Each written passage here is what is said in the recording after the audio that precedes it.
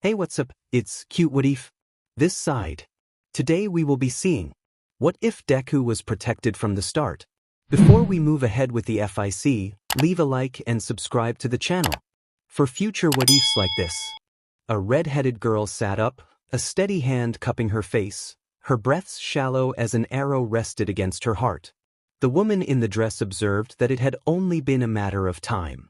When the camera turned, it revealed the same woman, holding a bow and keeping a firm grip on the red-headed girl's face. A second girl launched upward using an ability that moved her through the air. She wore a battle outfit and had short black hair tipped with red. Desperation marked her features as she climbed toward them. She reached the top and found a scene she had only feared, the woman in the dress standing over the red-headed girl, smiling. The woman in the dress looked toward the girl with black and red hair and declared that it was too late. A radiant arrow of energy struck the red-headed girl, and she began to unravel into drifting motes of light that the wind carried away. Before she fully disappeared, she managed a small, peaceful smile. The girl with black and red hair widened her eyes, stunned by the loss. She held herself together, torn between grief and a rising, wordless fury at what had been done. As the light scattered, the red-headed girl thought that this might be how she died. She regretted not reaching the end of her goal and wondered what would happen to Remnant, and to herself. In spite of everything, she accepted what came next. Darkness filled the view for a moment. Then, a bright light appeared at the horizon and suddenly accelerated toward them with blinding speed. A young boy walked toward the playground with his eyes downcast. He was 4 years old, but his face showed sadness, despair, and a broken heart rather than a child's joy. As he approached the playground, 2 other children were there, a spiky, ash-blonde boy and a long red-haired girl. They were playing in the sand before they noticed the green-haired boy approaching. The ash-blonde boy greeted him with a smile, and the red-haired girl added a cheerful remark. The green-haired boy looked up, managed a small smile, and returned the greeting to Kakin and Pyrrha. Pyrrha reminded him that today had been the day he got his quirk checked, speaking with a tilted smile. Bakugo, wearing a smug expression, taunted him about whether he had gotten a quirk. Izuku looked down and the other 2 glanced at him. Bakugo's chuckle became a harsh laugh as he loudly questioned whether Izuku had a quirk. Pyrrha immediately protested, angry, and scolded Bakugo for speaking to him that way. Bakugo continued to laugh and sneer that no one would want to be friends with someone without a quirk. Izuku stood frozen, on the verge of tears. Bakugo's laughter faded and he studied Izuku for a moment, smirking as he considered what to do next. Bakugo suddenly caused a loud, close-range explosion that struck Izuku directly. Pyrrha and Izuku were shocked. Pyrrha leapt to her feet and sprinted over to check on Izuku. She inspected him quickly for bruises and scrapes and turned to Bakugo with anger in her eyes, demanding to know why he had done that. Bakugo coldly explained that if Izuku really was quirkless, he would make a convenient target for training their quirks, and urged Pyrrha to join in. Pyrrha fell silent, her hair partly covering her face. She stood and moved in front of Bakugo, and then used her magnetic ability to summon a large pole from behind him. The pole struck Bakugo in the back of the head and was swung across his face, sending him tumbling across the playground. He landed with a clear bruise developing on his face. Izuku watched in shock as Pyrrha bent down, took his hand, and began to pull him away. Pyrrha told Izuku that there was no point in arguing with Bakugo if he would not understand, and urged him to come with her. For Izuku, her concern felt genuine. For Pyrrha, part of her motivation was that she recognized in him a resemblance to an old friend from another time, someone named John. That recognition made her more determined to protect him. They went to Pyrrha's house. Her parents heard the door and saw their daughter leading a friend who bore a small wound on his face. They understood immediately and fetched bandages.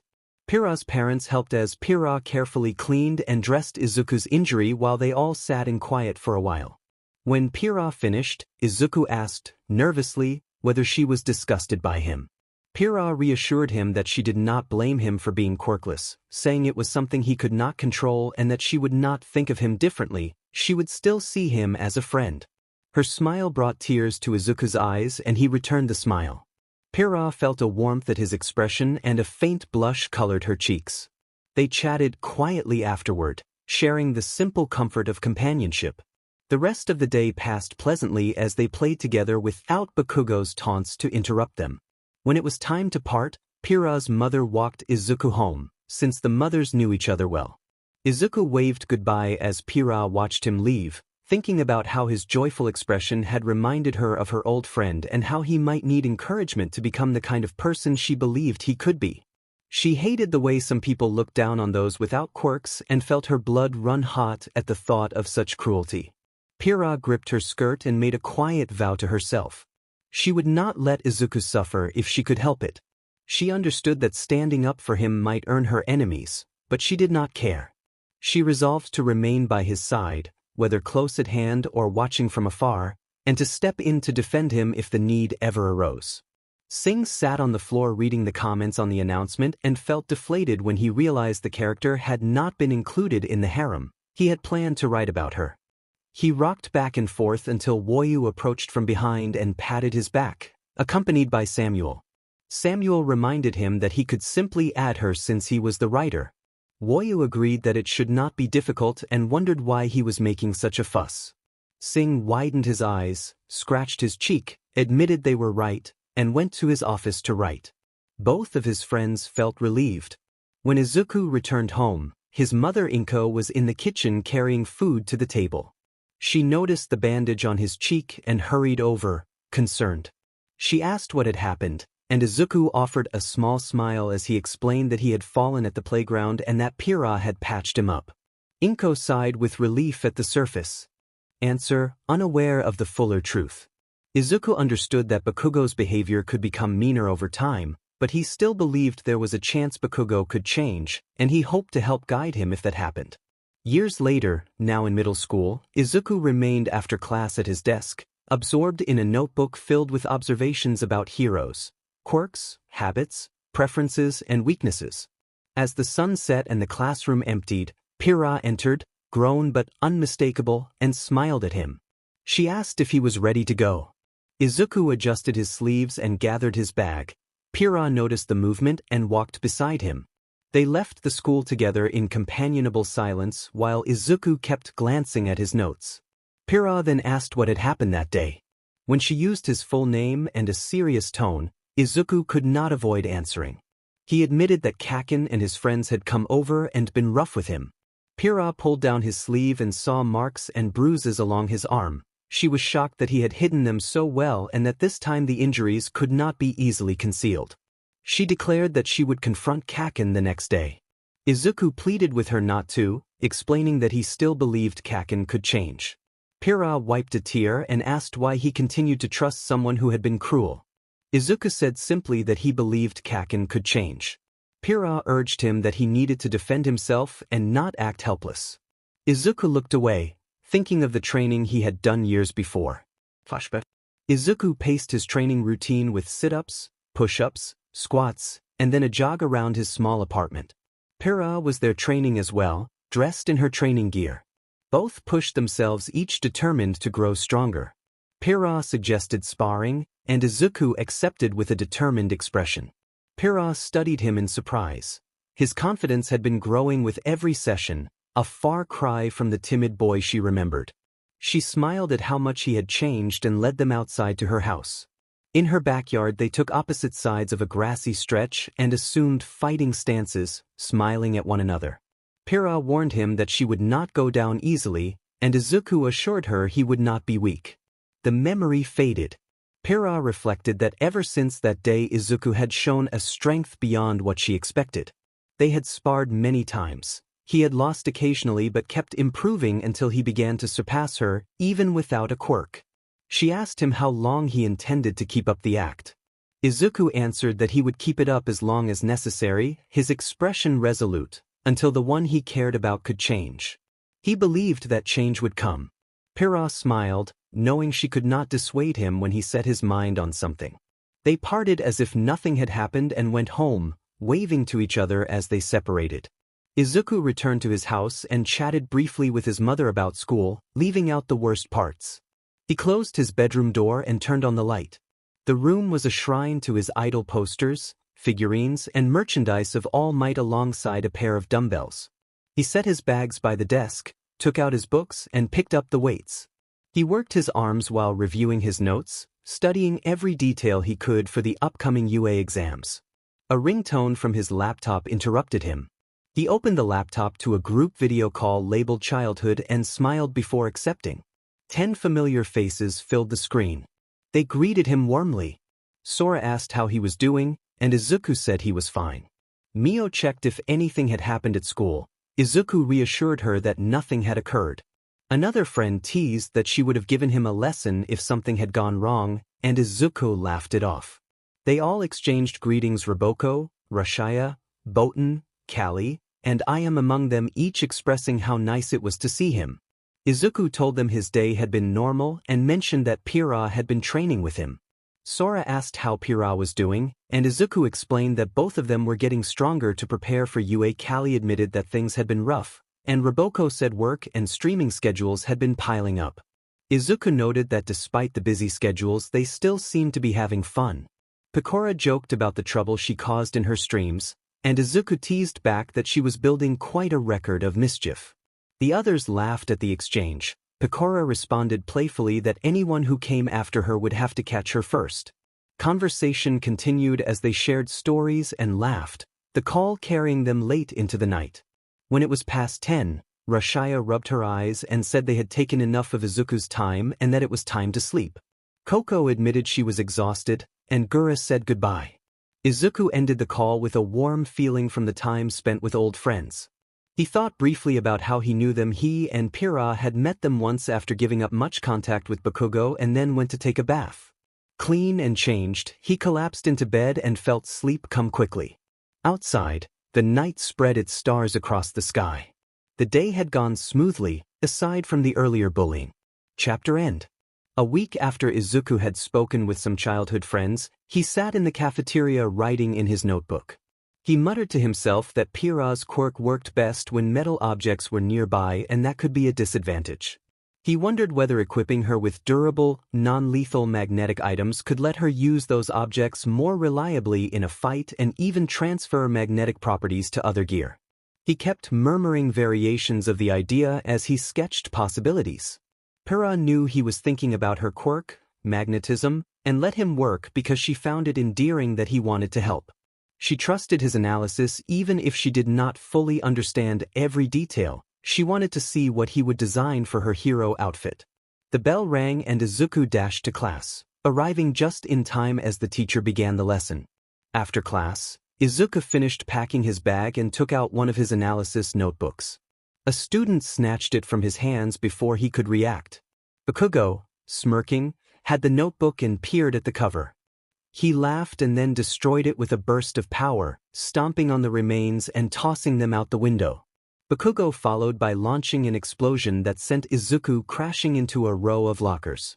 Bakugo taunted that Izuku could never be a hero, called him worthless and quirkless, and mockingly suggested that only by taking his own life could Izuku hope to be born with a quirk in another life. He questioned why he had ever been friends with someone he considered a waste of space. Izuku felt those words strike deep.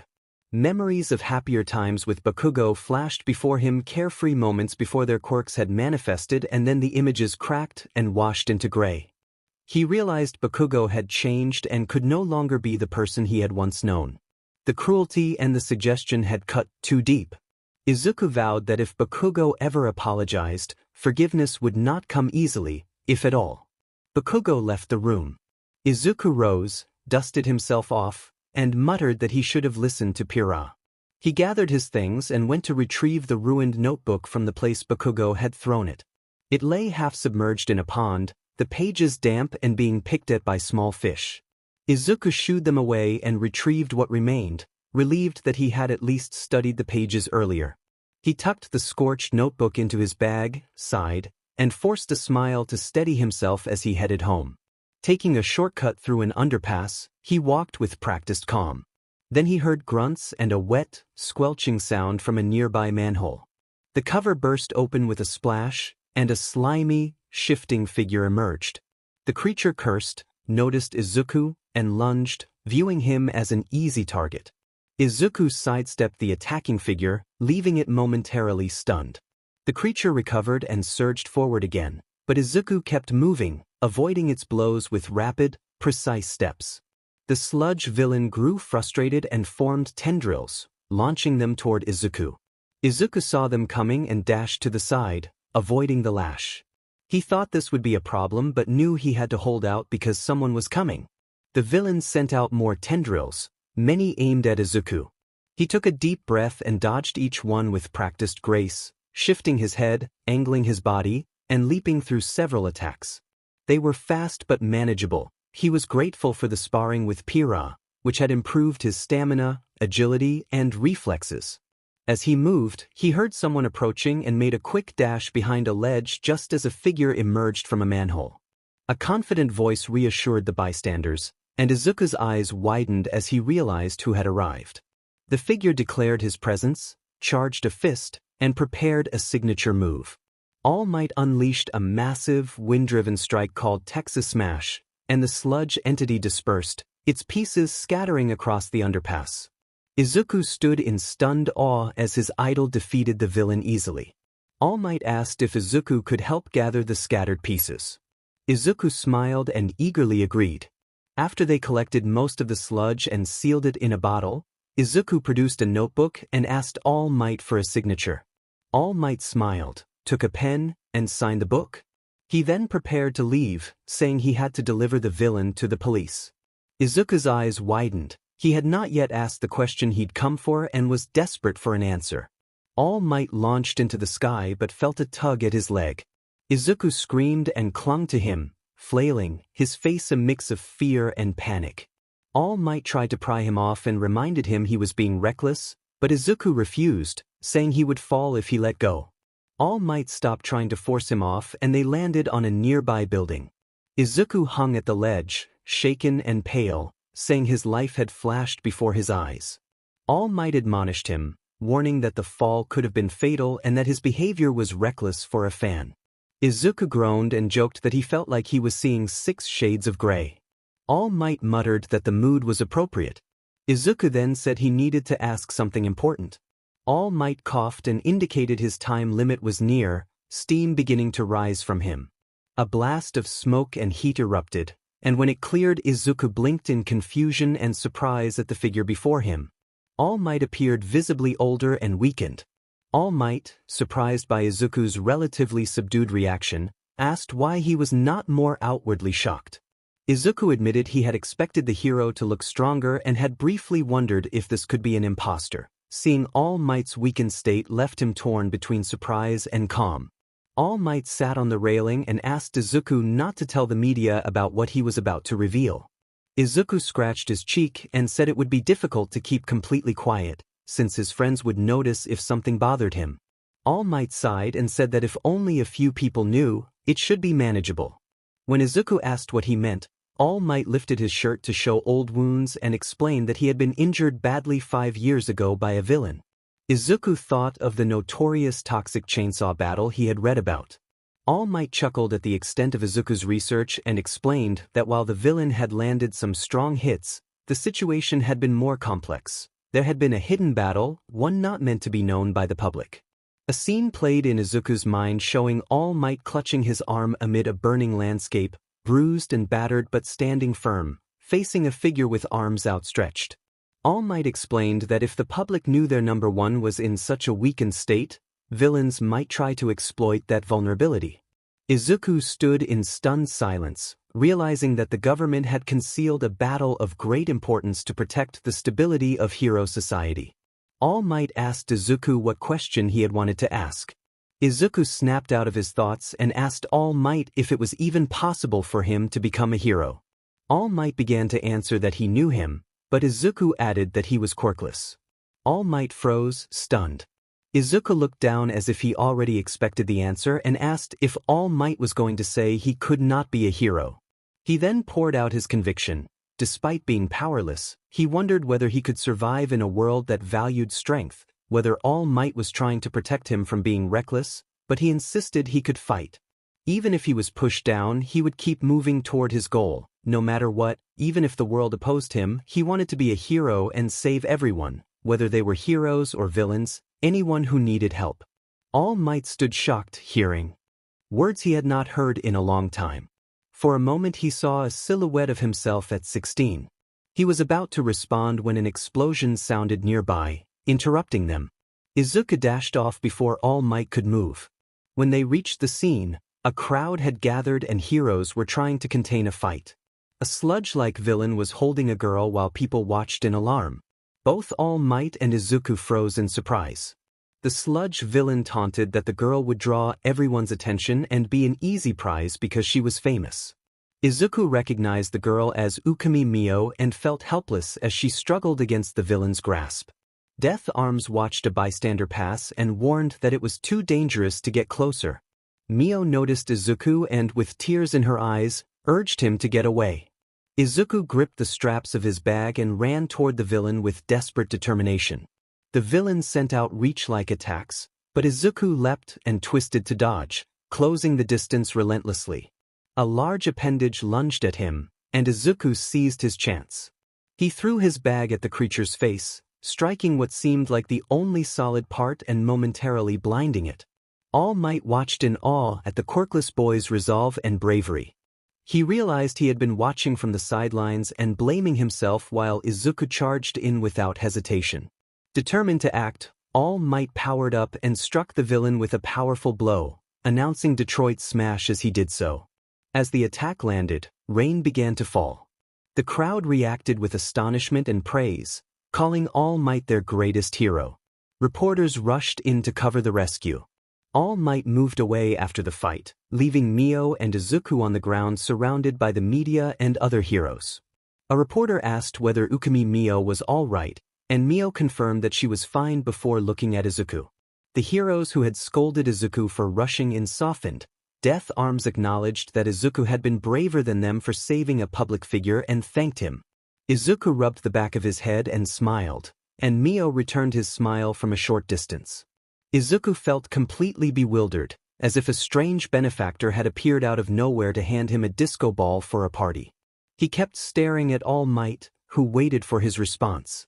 Izuku stammered that it was impossible and that there was no way a quirk could be transferred from one person to another. He argued that if such a thing existed, people would find it suspicious that the same power appeared repeatedly through generations, and that his research into past generations had shown quirks that did not match All Might's strength. He trailed off in confusion.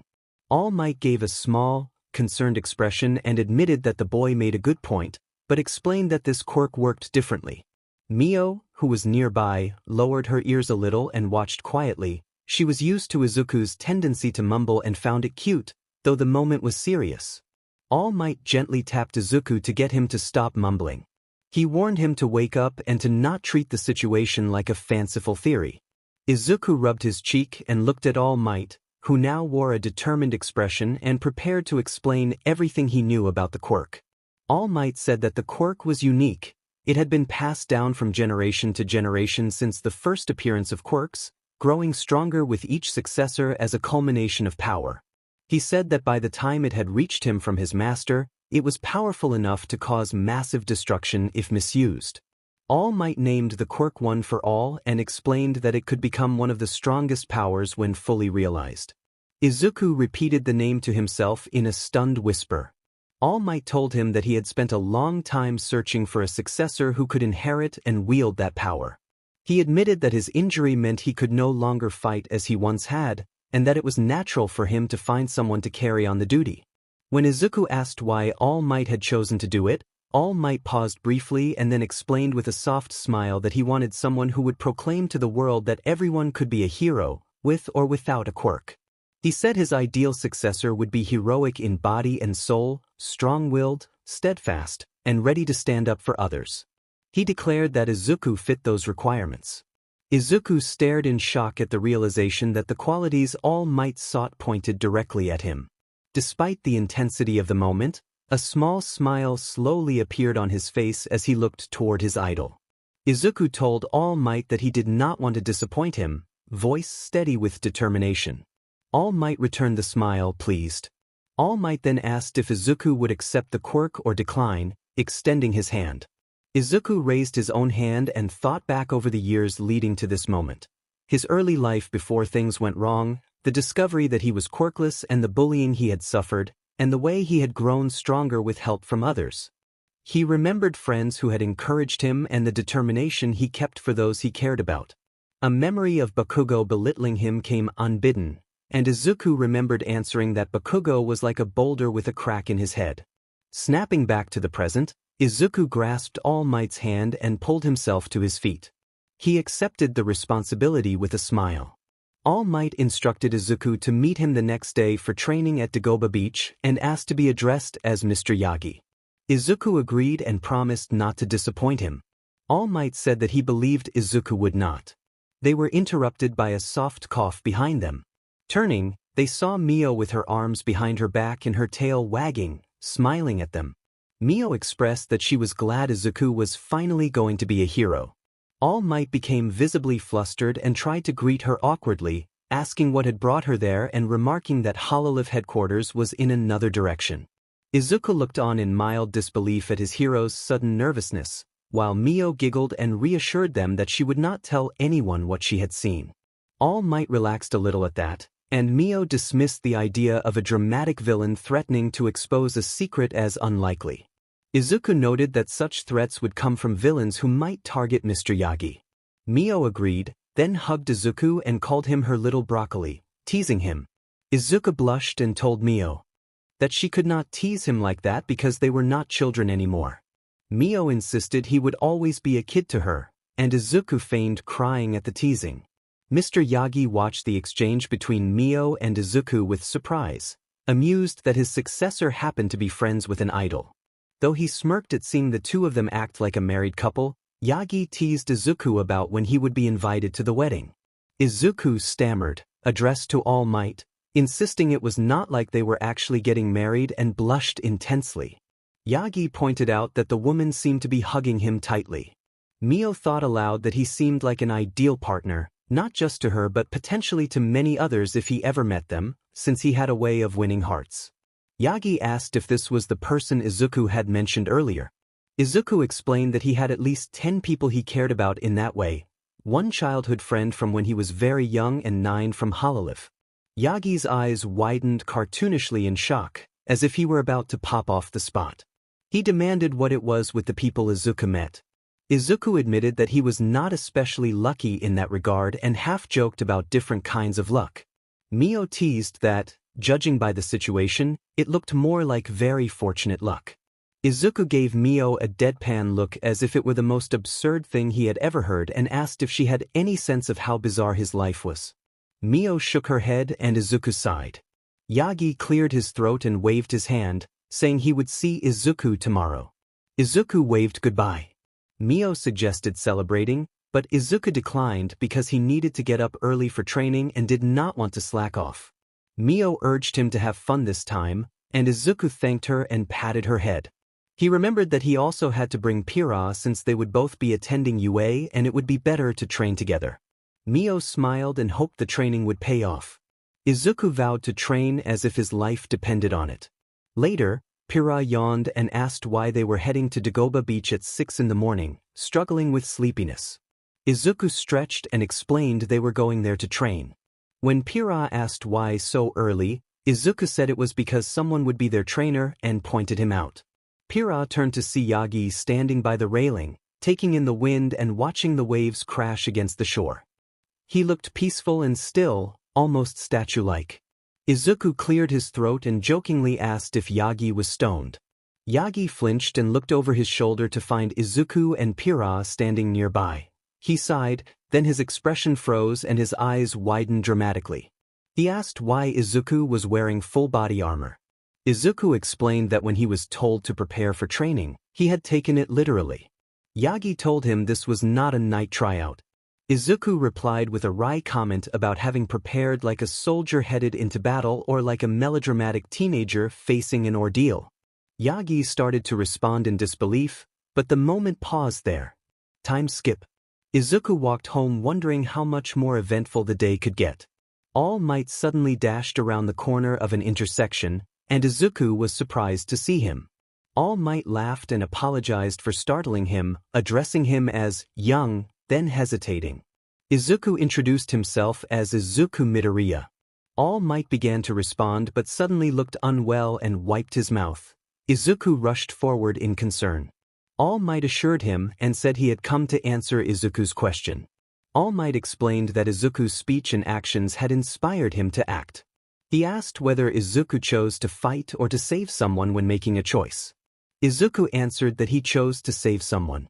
All Might noted that Izuku's quick, unquestioning response showed he would help others without hesitation, and that legends often begin with that same single resolve to run forward and help despite fear. Izuku understood what All Might was trying to say and stared at him as tears began to fall. All Might held out his hand and said that Izuku could become a hero and that the only thing that mattered was having a heart to save others no matter what. Izuku clutched his chest and cried openly. A girl named Mio, who had been nearby and heard the conversation, appeared around the corner with a happy, tearful expression. All Might reached toward Izuku and declared him worthy of his quirk. A short time later, Yagi turned and looked at Izuku and the girl standing next to him, waiting for a reply. Yagi asked if the girl was Izuku's childhood friend Pira. Izuku confirmed and introduced her full name as Pira Akimu. Pira said that Izuku had dragged her out of bed to bring her there. Yagi said an introduction would be necessary to explain what they would be training under. All Might and Izuku exchanged a brief, playful moment that Pira told them to stop. She admitted she was exhausted but bowed politely and greeted All Might. Yagi told her to call him Yagi. Pira asked why they would be training under him. Yagi explained that Izuku had already shown feats that were uncommon, and in short he wanted Izuku to be his successor. After a long explanation of one for all, Pira rubbed her chin and admitted that it still did not make complete sense, but if such a power had existed during the first Dark Age of quirks, she would believe it. Yagi smiled and clarified that only a few people knew the full truth. Izuku wondered why, during interviews, Yagi always dodged questions about his real quirk and why he could not simply say he was superhuman. Yagi shook his head and explained that he was not some comic book hero and that his injury made him vulnerable in ways that could not be simplified. Pira cleared her throat and asked how long the training would last. Yagi smirked and produced a notebook labeled Aim to Pass American Dream Plan. Izuku face-bombed, already dreading how long the training would be. Yagi informed them that the training would continue until the UA entrance exam. Pira asked what the training would be, and Yagi pointed behind him. They turned to see piles of trash strewn along the coast of Dagoba Beach. Both of them paled at the sight. Yagi explained that their assignment was to clean the entire shoreline until there was nothing left. He said the work would build endurance, speed, strength, and even pain tolerance, that the plan had been organized so they could work efficiently while gaining experience. Pira and Izuku exchanged glances, felt a space open between them and Yagi as the seriousness settled in, and then both answered with firm determination that they would do it. Soon they were elbow-deep in debris along the shore. Izuku carried boxes of scrap metal across the sand toward the dump site, pushing his stamina with each run. Pira used her magnetism to draw separate piles of scraps together and guide them where they needed to go. Progress was slow. Izuku had no quirk to ease the labor, and Pira could only manipulate a limited amount of metal at once. Pushing beyond her limit gave her piercing headaches. Still, they kept moving. Yagi watched them work and worried about how much more he could help. After a while he joined Izuku and addressed him directly. Yagi asked Midoriya to stop using formalities and to call him Yagi. He then pointed out a problem he had noticed. Izuku's body was not prepared for what would come if he acquired one for all. Yagi explained that the power would place extreme strain on the user's body, so the vessel had to be conditioned to reduce the risk of serious injury. He demonstrated the idea with a steel bar and broke it to make the point more concrete. Izuku understood and responded that, for now, the beach work was mainly about building endurance and stamina, while technical training and focused conditioning would be separate efforts that he would pursue on his own. Yagi produced a textbook and said he had arranged a schedule. The Aim to Pass American Dream plan would guide their daily exercises while they cleaned the beach. Izuku said the plan could give them enough time, and Yagi stated that they would focus on muscle and body training starting the next day.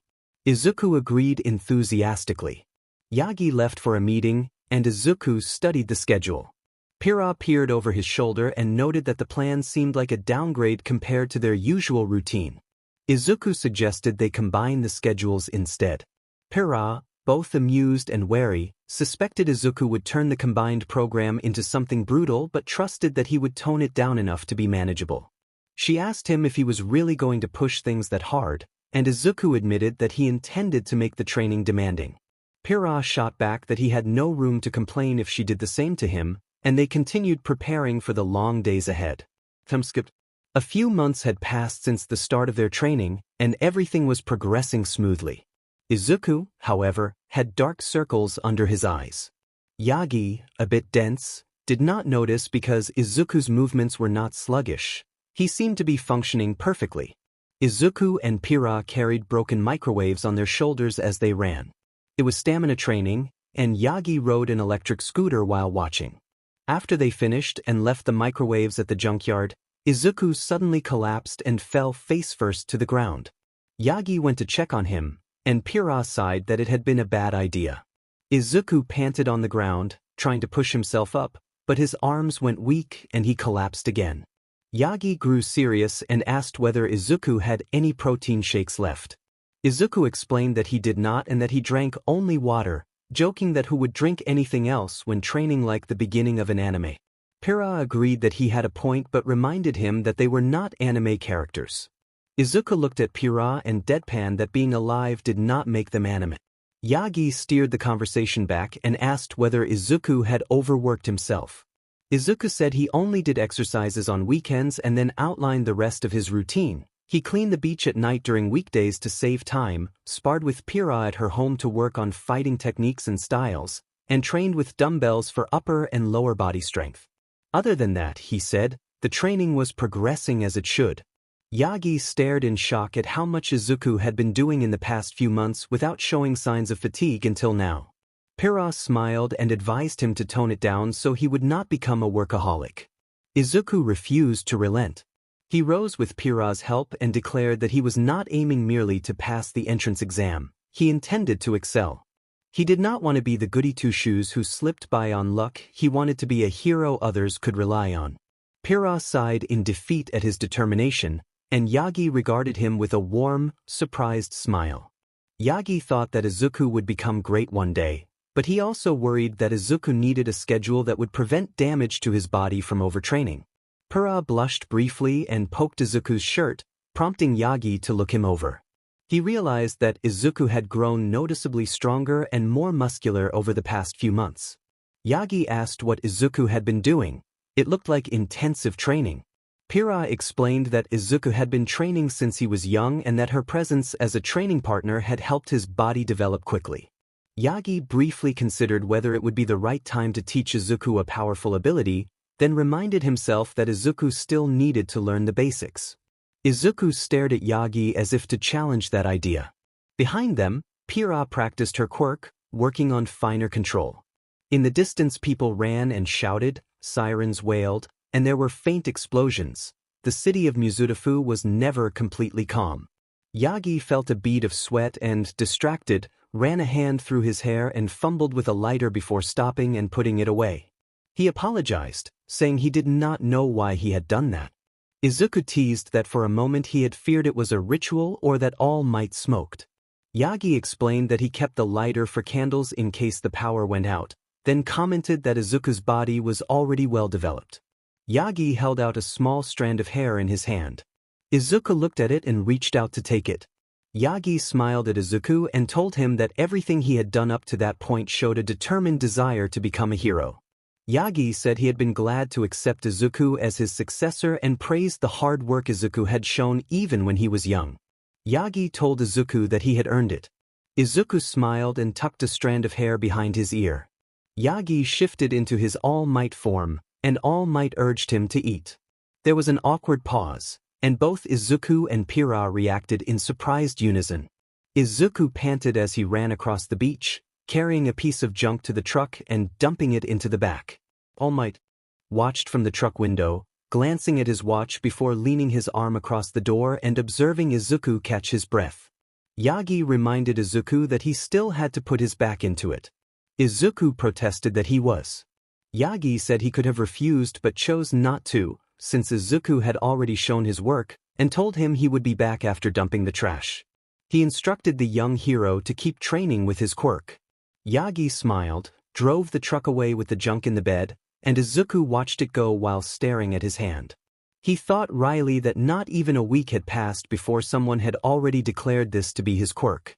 Pyrrha appeared behind him with a deadpan expression and asked how long he intended to stare at his hand as if he had picked up something unpleasant.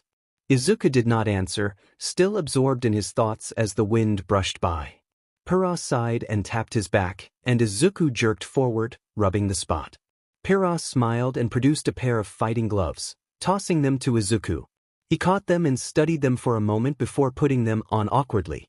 Pyrrha adopted a taunting stance and reminded him that in 20 matches she had won 11 while he had won 9, challenging him to even the score. Izuku smirked and resolved to do just that. Pyrrha accepted the challenge with a playful nickname, and they agreed that the loser would treat the winner to dinner. They moved to a clear patch of beach surrounded by scattered debris, with a view of the ocean and the setting sun. A gust of wind passed through as they took up their fighting stances. Izuku raised one arm and held the other low across his chest, while Pyrrha held both arms before her face, fingers ready like claws. They locked eyes and held their positions. A piece of metal rubble at the edge of the trash heap shifted and creaked before it slipped free and clanged down onto the pile below. The sound broke the tension and the match began. Pyrrha charged, landing a quick punch that Izuku blocked with both hands, then followed with a sneaky strike out of his view. Izuku grimaced from the hit, recovered quickly, and countered with a high leg that came close to Pyrrha's head and sent her stumbling back. She scrambled to regain her footing as Izuku pressed the attack, driving a kick into her midsection that sent her crashing into the sand. She flipped to her feet and held her side before dashing back at him. She ducked low and aimed an upward punch, forcing Izuku to recoil and lose his balance. Pyrrha seized the moment and struck his torso, knocking the wind from him and sending him into the sand. He recovered his footing and launched a double kick that forced her back again. Izuku closed the distance with rapid movement. Pyrrha's eyes widened at his instant recovery. Her hand began to vibrate with focused energy, and a metal pole from the nearby debris swung out and struck the side of his face. Izuku managed to block most of the impact with his hands, and in that instant something clicked. Izuku blocked the metal pole against the side of his face. At that exact moment he felt blood surge and a power rise in his wrist. He moved his arm in a quick motion and the pole launched from his grip with a small shockwave. The pole struck a pile and most of its length drove into the heap, sending some items tumbling off. Pyrrha watched, shocked, and remembered the brief moment when Izuku's hand had begun to glow with a red energy before he applied force to the pole.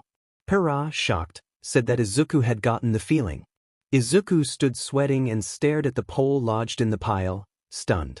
The hand he had used to push the pole looked swollen and oddly colored. His fingers were limp and the hand did not move properly. He did not cry out in pain, he only felt the lingering surge that had come before, then he stared at his damaged hand and looked back at Pyrrha. For some reason both of them smiled. Pyrrha approached and draped Izuku's arm over her shoulder, then they began to walk. Pyrrha asked if he had gotten the feeling. Izuku acknowledged it, admitting it had not been that hard but that he had used too much power and now his hand was badly affected. Pyrrha teased that he had poured everything he had into it. Izuku chuckled and worried that the damage would cost him a lecture from Yagi. Pyrrha said she hated that they would have to treat him like a wallet. Izuku protested that Yagi would not become that, and Pyrrha said it was not the time for that argument and that they should get his hand healed before his mother panicked. Izuku agreed but thought to himself that the feeling would not leave his mind. Elsewhere, a small green orb glowed in the middle of a dark room. It brightened for a purpose. The green emerald light flooded the space, meant to unite and grow stronger. More orbs gathered and glowed their own colors, touching the green orb before the surrounding orbs dissolved into dust. But a voice, or perhaps the orb itself, said that it was not yet time. Two women walked side by side along the road toward Dagoba Beach. One of them, whose name was not yet revealed, asked why they were going there. Callie explained that the other had complained months ago about how messy the beach had been. Fauna sighed and questioned why people would throw trash into the ocean when it would only pile up and harm marine life. Callie replied that many people did not care as long as the problem did not affect them directly. Fauna conceded the point but smiled, saying that at least some people still cared. Callie agreed and mentioned someone who had been cleaning the beach, putting serious effort into his training. Fauna was surprised and asked what Callie meant by training. Callie explained that he cleaned the beach with a partner to prepare for hero school, valuing the privacy of the shore over the crowded gym. Fauna remarked that it was hard to imagine one person doing so much work alone. Callie insisted it fit Izuku's nature. He always pushed himself to improve no matter how much it strained him. Fauna found it surprising but agreed that it was a sight she liked to see. They reached Dagoba Beach. Fauna widened her eyes at a stretch of sand that was pristine and bare, starkly cleaner than the rest of the shore, a dramatic contrast to what she had seen months before. Fauna asked if Callie was certain two people had done all this work instead of a larger group. Callie said that choosing days for cleaning and pacing oneself could explain some cleanliness, but Izuku was different. He always gave everything. Callie suggested they go meet him, pointing toward where he should be training. Fauna looked and saw two people facing each other with a slight breeze between them. One raised her hands and pushed them toward the boy, urging him to act. Pyrrha urged him to go for it. The boy nodded, breathed deeply, and raised his fist. Metal scraps were launched at him. He focused and began to charge a punch, and a strange red energy briefly appeared over his hand. The energy vanished instantly, and his punch sent the metal scraps away with little force. Izuku sighed and considered the attempt another failure. Pyrrha asked why he had stopped using his quirk at the crucial moment. Izuku rubbed his head and admitted he did not understand either. It felt as if his body acted on instinct to avoid injury. Pyrrha wondered if their repeated attempts were the cause. Izuku conceded that might be true and said he needed to figure out how to use one for all without hurting himself. He looked at the ocean and fell quiet. Pyrrha watched him, thinking. Pyrrha clutched her head and asked if they had reached a dead end and how All Might could possibly handle the quirk. Izuku explained that Yagi had said the quirk grew stronger when passed down through generations, and that All Might have been able to handle it because he had become very powerful. Izuku admitted he did not have that advantage, and even if he did, he doubted he could use the quirk without injuring himself. Pyrrha asked if the quirk's overwhelming force could seriously damage his arms no matter what they tried. Izuku, looking uneasy, wondered aloud why he had a bad feeling that Pyrrha's words might come true. Pyrrha shrugged and admitted she was not that accurate at predicting how Izuku's life would turn out. Izuku stared at her and told her she had a talent for jinxes, joking that she might be the long-lost sister of some famously unlucky person because her predictions were often uncannily on point. They fell into their usual easy conversation, trading the kind of casual banter that marked their friendship. In the distance, Calliope and Fauna watched them. Calliope smiled and suggested they go since the others might be resting from training. Calliope leapt over the railing and landed lightly on the sand. Fauna, eyes shining, hesitated only a moment before descending the steps to join her. Izuku noticed their footsteps and turned, smiling and waving as he rose to his feet with Pyrrha following behind. Izuku greeted Calliope warmly, and Calliope returned the greeting. The two shared their unique handshake. Izuku laughed that it was great to see her visit. Calliope replied that someone had to check on him to make sure he was not doing anything reckless. Izuku teased that she could not let the moment go. Calliope reminded him of the time he had broken a plank with a karate chop as a child and joked she hoped he would not accidentally hurt Pyrrha now. Pyrrha laughed and accepted the concern while assuring everyone it would not come to that. Calliope observed that both Izuku and Pyrrha had grown stronger, which she found intimidating. Izuku teased Calliope in turn, pointing out that as the Grim Reaper's apprentice she might be stronger still. Calliope demurred, saying the Grim Reaper had far greater power and she could only cut down one building, which only made Izuku insist she was powerful. Calliope told him to be quiet and joked he might cause even more havoc after finishing at UA. Fauna, smiling innocently, said she felt left out.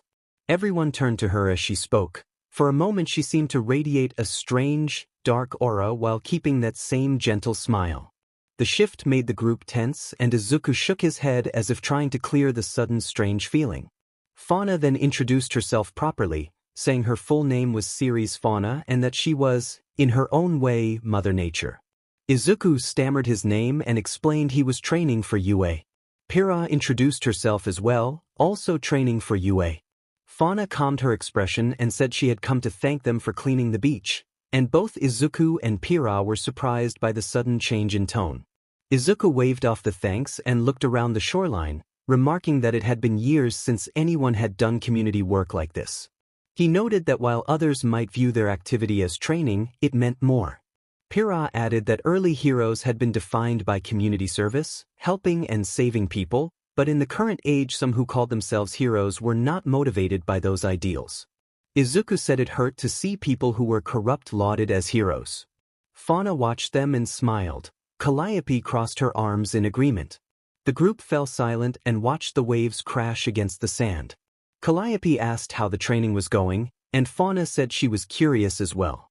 Pyrrha explained that the training was progressing and that they expected the beach to be clean a few weeks before UA started. When Fauna began to say something, Pyrrha cut in and reminded her of what Mio had mentioned. There was a problem with Izuku's quirk. Calliope fell quiet as Pyrrha looked to both of them and continued. Pyrrha explained that whenever Izuku used the quirk he suffered injuries regardless of what they tried. They had experimented with different methods and attempted to control the quirk's power output, but none of their approaches had succeeded. Calliope suggested it might be normal given that Izuku had only recently begun using it. Pyrrha pointed out that he had been using it for a month and should have at least gained partial control by now, but that had not happened. Fauna asked directly whether the quirk really harmed him. Pyrrha confirmed that his hands, wrists, and arms had swollen after use and that All Might had been paying significant insurance and medical expenses to cover the damage. Calliope sympathized with the cost and responsibility All Might bore. Izuku, deadpan, reminded Calliope that she was technically a guardian figure too. Calliope said she would rather remain his close friend, and Izuku muttered that she was perhaps a little too close for comfort. They stood side by side with shoulders touching as Calliope remained unbothered and Izuku sighed. Fauna bent her gaze to the ground, then rose and raised her hand. A small sapling pushed up from the sand where her palm had been, and she spoke about plants. Fauna described how plants grew and bloomed into many varieties, sometimes small and delicate like insects but at other times strong and resilient like great beasts, depending on their species. They grew and became who they were as the cycle unfolded. The others were confused by Fauna's words, but Izuku listened attentively. Fauna explained that there was one thing that remained the same. The sapling in her hands swelled as new leaves sprouted and the stem lengthened, its surface hardening into timber until it stood as a small tree. Fauna described how nutrients flowed within, how they were taken, transformed, and used to strengthen the plant into something capable of withstanding the elements. The little tree dissolved into motes of green light that drifted to the ground, and everyone felt the quiet beauty of the moment. Izuku smiled and thanked Fauna. He and Fauna exchanged friendly looks, and a peaceful atmosphere settled between them like a green valley beneath a lone tree. Pyrrha and Callie were very confused. Izuku invited Pyrrha to try again. Pyrrha nodded and took her position. She raised her arm and directed scraps of metal toward Izuku. He steadied his breathing, centering himself, and a faint crimson pattern of energy began to lace across his body. As the metal closed in, he planted his feet and gathered his strength. Energy crackled around him, green arcs of power dancing over his form. With a fierce surge, he unleashed a powerful smash that scattered the approaching metal and produced a gust strong enough that Pyrrha had to brace to avoid being blown back. Callie watched in shock at the display, while Fauna observed with calm interest. When the dust settled and the sand sloughed away, Izuku remained standing, looking forward with a new composure before glancing back at the others. He offered Fauna a wry, grateful smile. Fauna laughed softly in response. 10 months were nearly complete. All Might stepped out of his truck and walked toward the beach, smiling as he considered how far his successor had come. He reflected that Izuku had grown in a different environment than he had expected. All Might remembered a flashback to kindergarten, children proudly showing off their quirks, boasting about the heroes they would become. Bakugo had smirked while caretakers praised his ability, and his gaze had turned sharp as he fixed on young Izuku.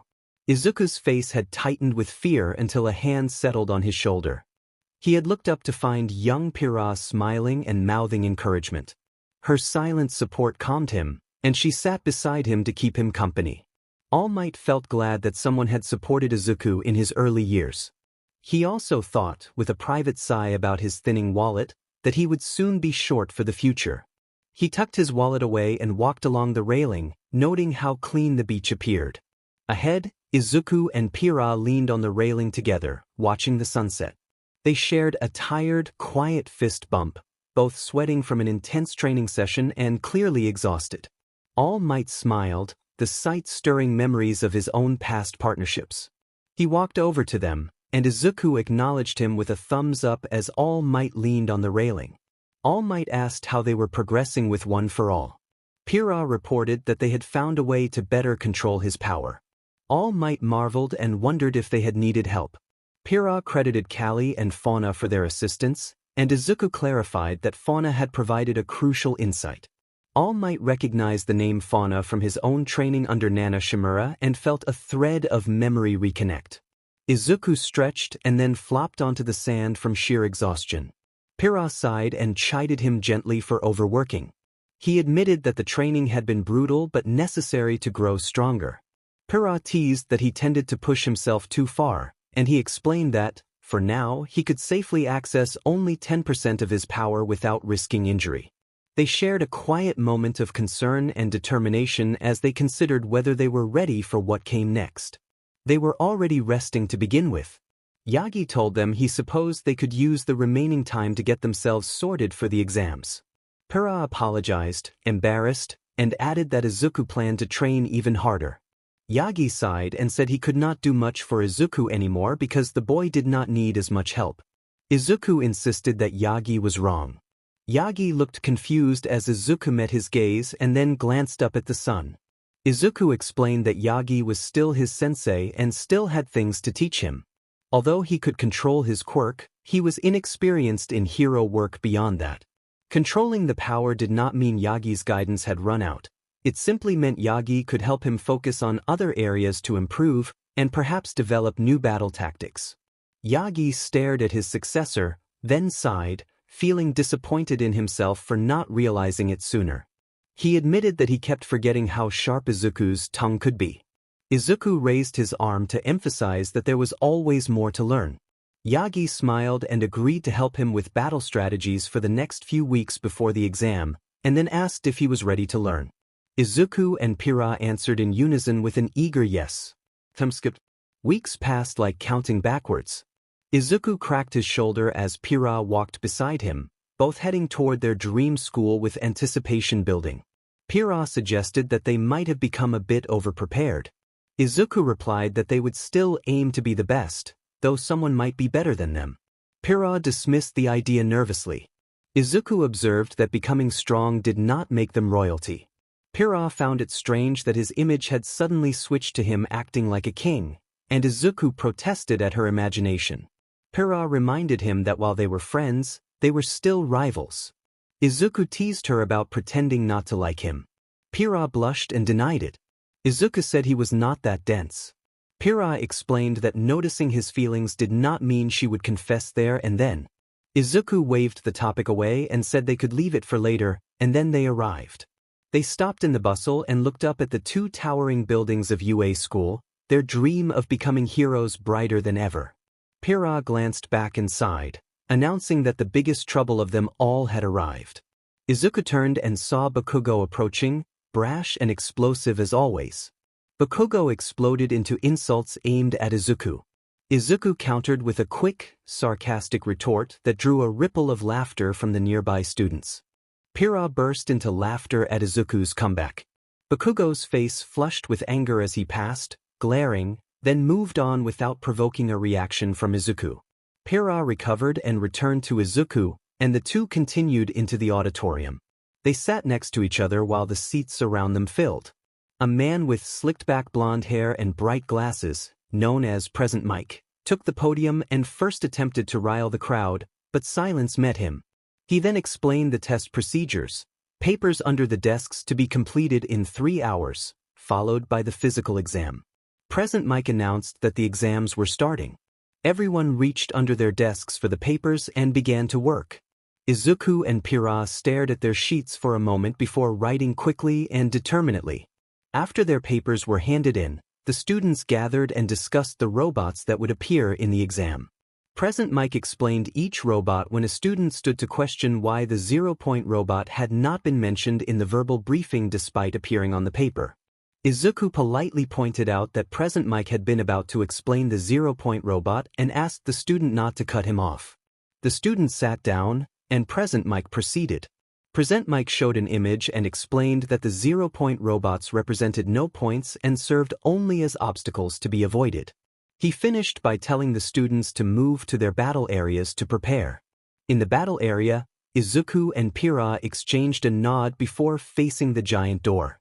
Pira noticed a nervous brunette nearby and approached her. Pira asked if the girl was all right. The girl admitted she was unsure she could do it. Pira reassured her that it was not about what she could or could not do, but about doing her best. The girl thanked her, and Pira reminded her that they were all in it together.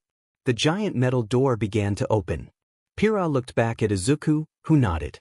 She ran forward and used his steady support to boost herself up. She grabbed Izuku's hand as he activated one for all full cowl at 3% and leapt. Pira focused her magnetism and pulled them both toward the metal door at high speed. From above, the crowd watched in shock as the two students streaked past, leaving a faint green trail of energy. At a crossroads, the pair split and ran their separate routes.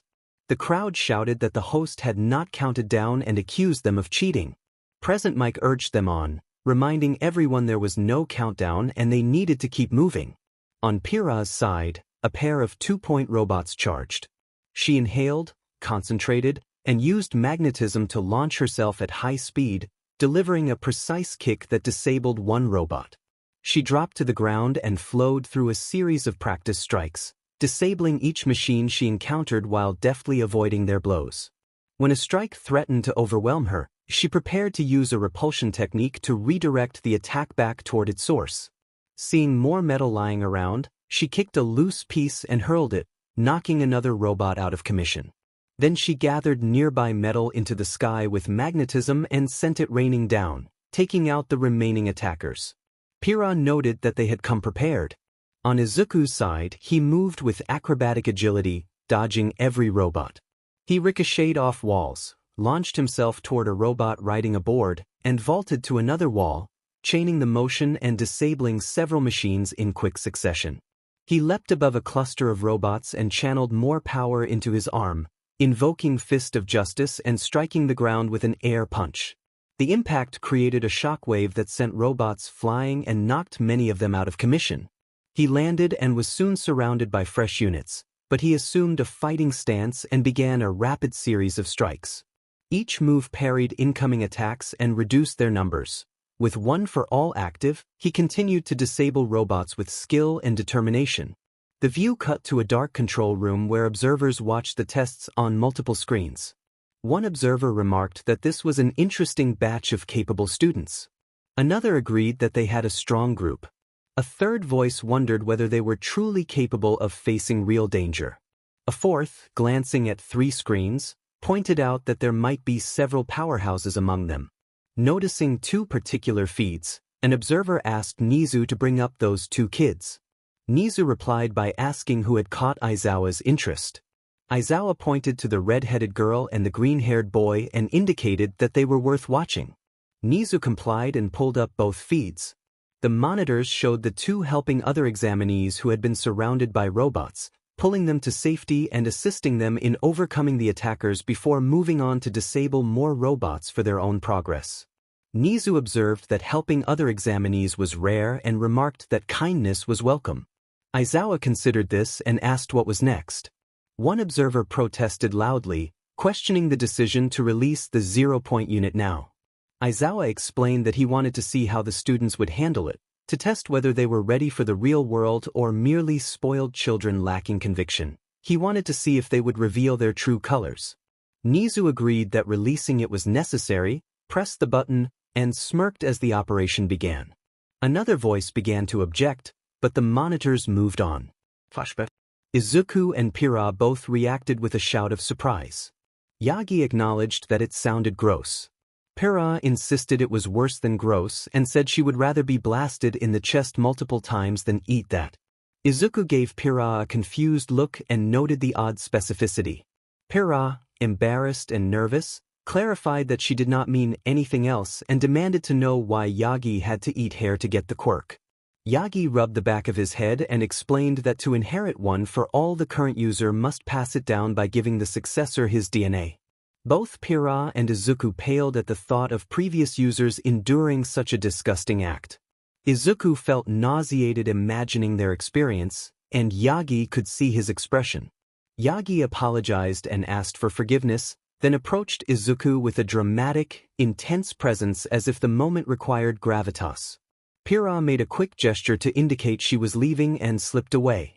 Izuku admitted that he could not bring himself to be angry with her.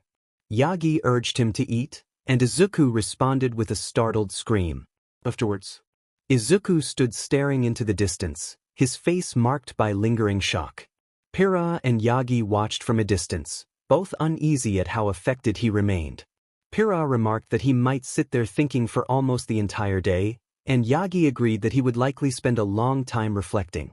Pira blamed Yagi for making him eat hair. Yagi protested that he had washed it many times, but Pira pointed out that clean hair still felt wrong to eat. As the sun set, Izuku slowly rose and walked toward Pira and Yagi, who were sitting and playing cards. He moved sluggishly but appeared to be moving past the worst of his shock. Yagi stood and told him that by now the quirk should be ingested into his DNA. Izuku, wearing a hollow smile, said he still could not feel it. Yagi explained that the feeling might not be obvious and that Izuku would need the right spark to activate the quirk and learn to use it. Yagi compared the process to a newborn chick learning to walk. The body must learn to move its limbs through repeated practice until the motion becomes natural, and the ability might activate without conscious awareness. Izuku asked how to find that spark, and Yagi said that was something Izuku would have to discover for himself. As Nizu pressed the button, the area where Izuku and Pira stood began to tremble. The examinees glanced around in confusion while Izuku and Pira braced themselves, ready for whatever would emerge.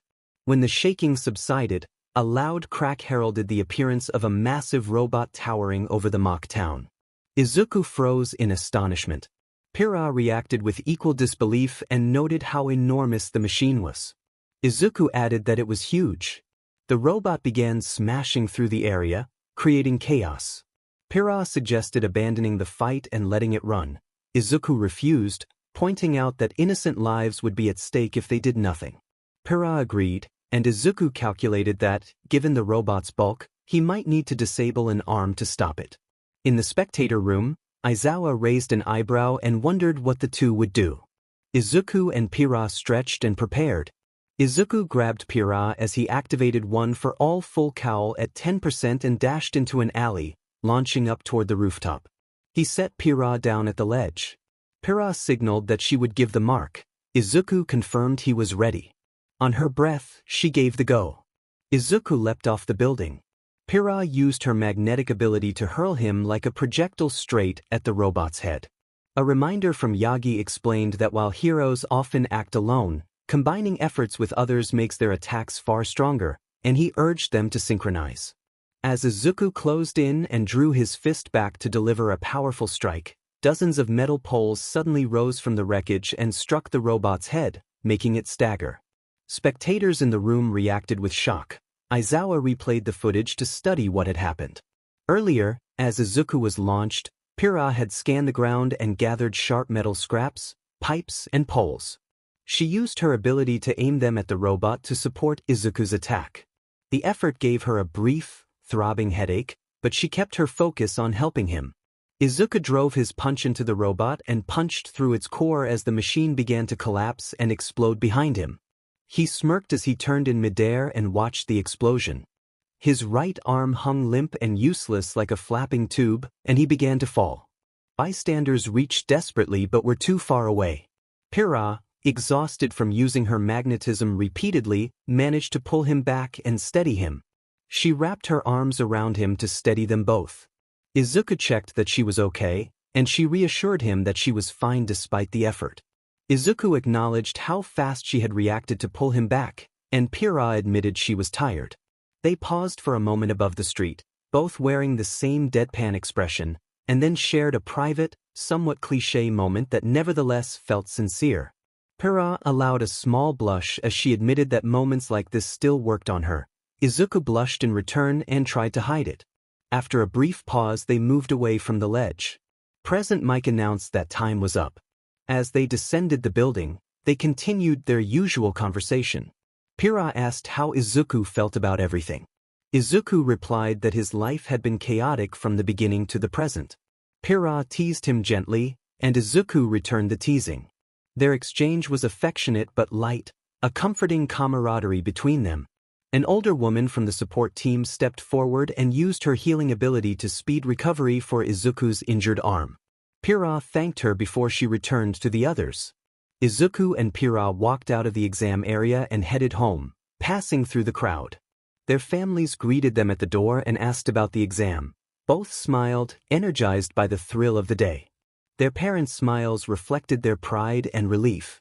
Later, side by side on the screen of the after-action broadcast, Izuku and Pyrrha shared a quiet, mutual feeling that they had arrived where they needed to be. They both felt they were here. A scattered consciousness lingered in lines of code, the remnants of a mind whose original body had been destroyed. It could not move. All it knew was that it was being downloaded into somewhere unknown, and it perceived only darkness. When it finally opened its senses, it saw a girl on a screen wearing a sweatband and glasses and bearing visible robotic components. The girl looked surprised by the sudden appearance of an AI in her system but offered a small wave. The downloaded mind returned the gesture. An unidentified voice asked who she was. Roboko introduced herself as another AI named Roboko and asked for the other's name. The girl identified herself as Penny Polandina and greeted Roboko. Later, Izuku trained on the beach, focused on conditioning his legs with stretches, karate kicks, and repeated punches. He moved with disciplined intensity, sweat glistening as the sun rose. Pyrrha arrived and stood watching, wearing a jacket and observing his routine without fuss. She noted that he was still training after the exam, and Izuku explained that he believed it was important to prepare because the challenges at UA were unpredictable. They exchanged a shared grin over the idea of expecting the unexpected. Pyrrha wondered aloud whether the exam had been too easy, and Izuku agreed, suggesting that the tests sometimes favored mindless tactics rather than clever alternatives. Pyrrha produced a lollipop and, smiling softly, admitted she had been worried about Izuku in the past but now felt more at ease. Izuku blushed at the admission, and Pyrrha softened her words into a friendly, affectionate tease about how much he mattered to her. With that, Pyrrha removed her jacket and proposed a serious spar. Izuku confirmed he was ready for a proper challenge. They took stances and focused, each radiating their own determined energy. Their concentration made the air feel charged, the space around them expanding with the intensity of their training in an almost otherworldly, anime-style display. Elsewhere, Toshinori Yagi walked calmly along the sidewalk toward the beach, pleased that his students had done well on the exam. He enjoyed a simple donut as a small comfort. A sudden distant explosion made him stop. He dropped the donut and it tumbled, bouncing as if relieved to remain intact. Startled into action, Yagi accelerated toward the source of the sound. The noise drew him to the beach, where he arrived in his heroic form and found Izuku and Pyrrha sparring fiercely. Their moves were fast and fluid, like a stylized action sequence, powerful strikes and precise counters traded back and forth without graphic injury. Yagi watched in quiet amazement at how experienced and capable his students were in combat. He remembered the training he had given them in their final weeks before UA and smiled at how far they had come, continuing to observe as the friendly duel unfolded. Izuku told his mother that he had to go because he would be in trouble if Pyrrha waited for him. His mother smiled and tied his tie for him, saying it made her happy knowing he was going to be a hero.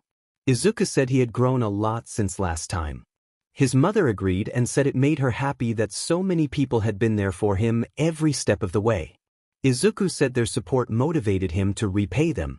His mother told him not to worry and teased that they were surely proud of him and that he might have a big wedding someday. Izuku blushed and asked her not to remind him. His mother laughed and teased that it would be hard to forget how much he admired others. Izuku thanked his mother, opened the door, and she urged him to do his best. Izuku promised he would. He closed the door and sprinted toward Yue, knowing Pyrrha would be waiting at the entrance. He checked his phone and saw messages from the Hololive girls congratulating him on making it to UA. He replied with thanks and put his phone away. He activated One for All at 3% and dashed down the street, arriving at the school corner and wiping sweat from his brow. Pyrrha stood at the gate looking around. She waved when she saw him. Izuku apologized for keeping her waiting. Pyrrha said the boys had helped pass the time and pointed to a pile of students grouped together near the gate, looking dazed and unmoving. Izuku noted with a small, embarrassed smile that Pyrrha had handled them with a decisive move. They began to walk together. Pyrrha explained that she was used to dealing with situations like that and it was not a major worry. Izuku remembered how prominent Pyrrha had been back in middle school. She shifted the topic to their upcoming classes, worrying that they might get a teacher who liked to overwork students. Izuku half-joked that overwork was his middle name. Pyrrha corrected him that being a workaholic might be more accurate. When she asked if he was making any sense, Izuku admitted that logic often flew out the window where he was concerned. Pyrrha sighed and hoped that did not apply to her. They navigated a confusing maze of hallways and soon felt as if they were walking the same corridor over and over. Frustration built until Izuku exclaimed at how the school felt like a labyrinth and fretted about not being able to tell one wall from another. Then, spotting a sign for their classroom, he felt relief and dashed ahead toward what he called his safe haven. Pyrrha sighed and followed after him. Izuku swung the classroom door open, and everyone inside turned to look at him as if an animal had entered their space. Pyrrha stood behind him and the room went quiet. Several students stared at Pyrrha with obvious admiration. Izuku quickly composed himself to his usual expression. Pyrrha checked that he was okay, and Izuku said that a little reality check had helped. As they settled, Izuku noticed one person in particular. Bakugo looked at him with a mixture of confusion, disbelief, and anger. He could not believe that Deku was at UA and scowled. Bakugo demanded angrily what Izuku was doing there. Izuku deflected by turning to Pyrrha and asking if she wanted to eat something that night, since his mother would be away for work. Pyrrha said a restaurant might not be possible, so Izuku suggested the Hololive building, noting that the girls there seemed keen to try his cooking. Pyrrha praised his mother's cooking and said she was curious to see what he could do. Izuku, a little bashful, agreed to visit that evening. Other students exchanged confused glances at how casually Izuku spoke with Pyrrha. Bakugo's face burned with fury at being ignored, his anger obvious. Izuku excused himself and left the classroom for a moment. Outside, he noticed someone curled up in a sleeping bag and paused. The man in the sleeping bag looked up and, recognizing that Izuku had seen through his concealment, smirked. Izuku asked how long the teacher planned to stay there, and the teacher returned the smirk, clearly amused that his disguise had been uncovered. Izuku noticed what gave it away.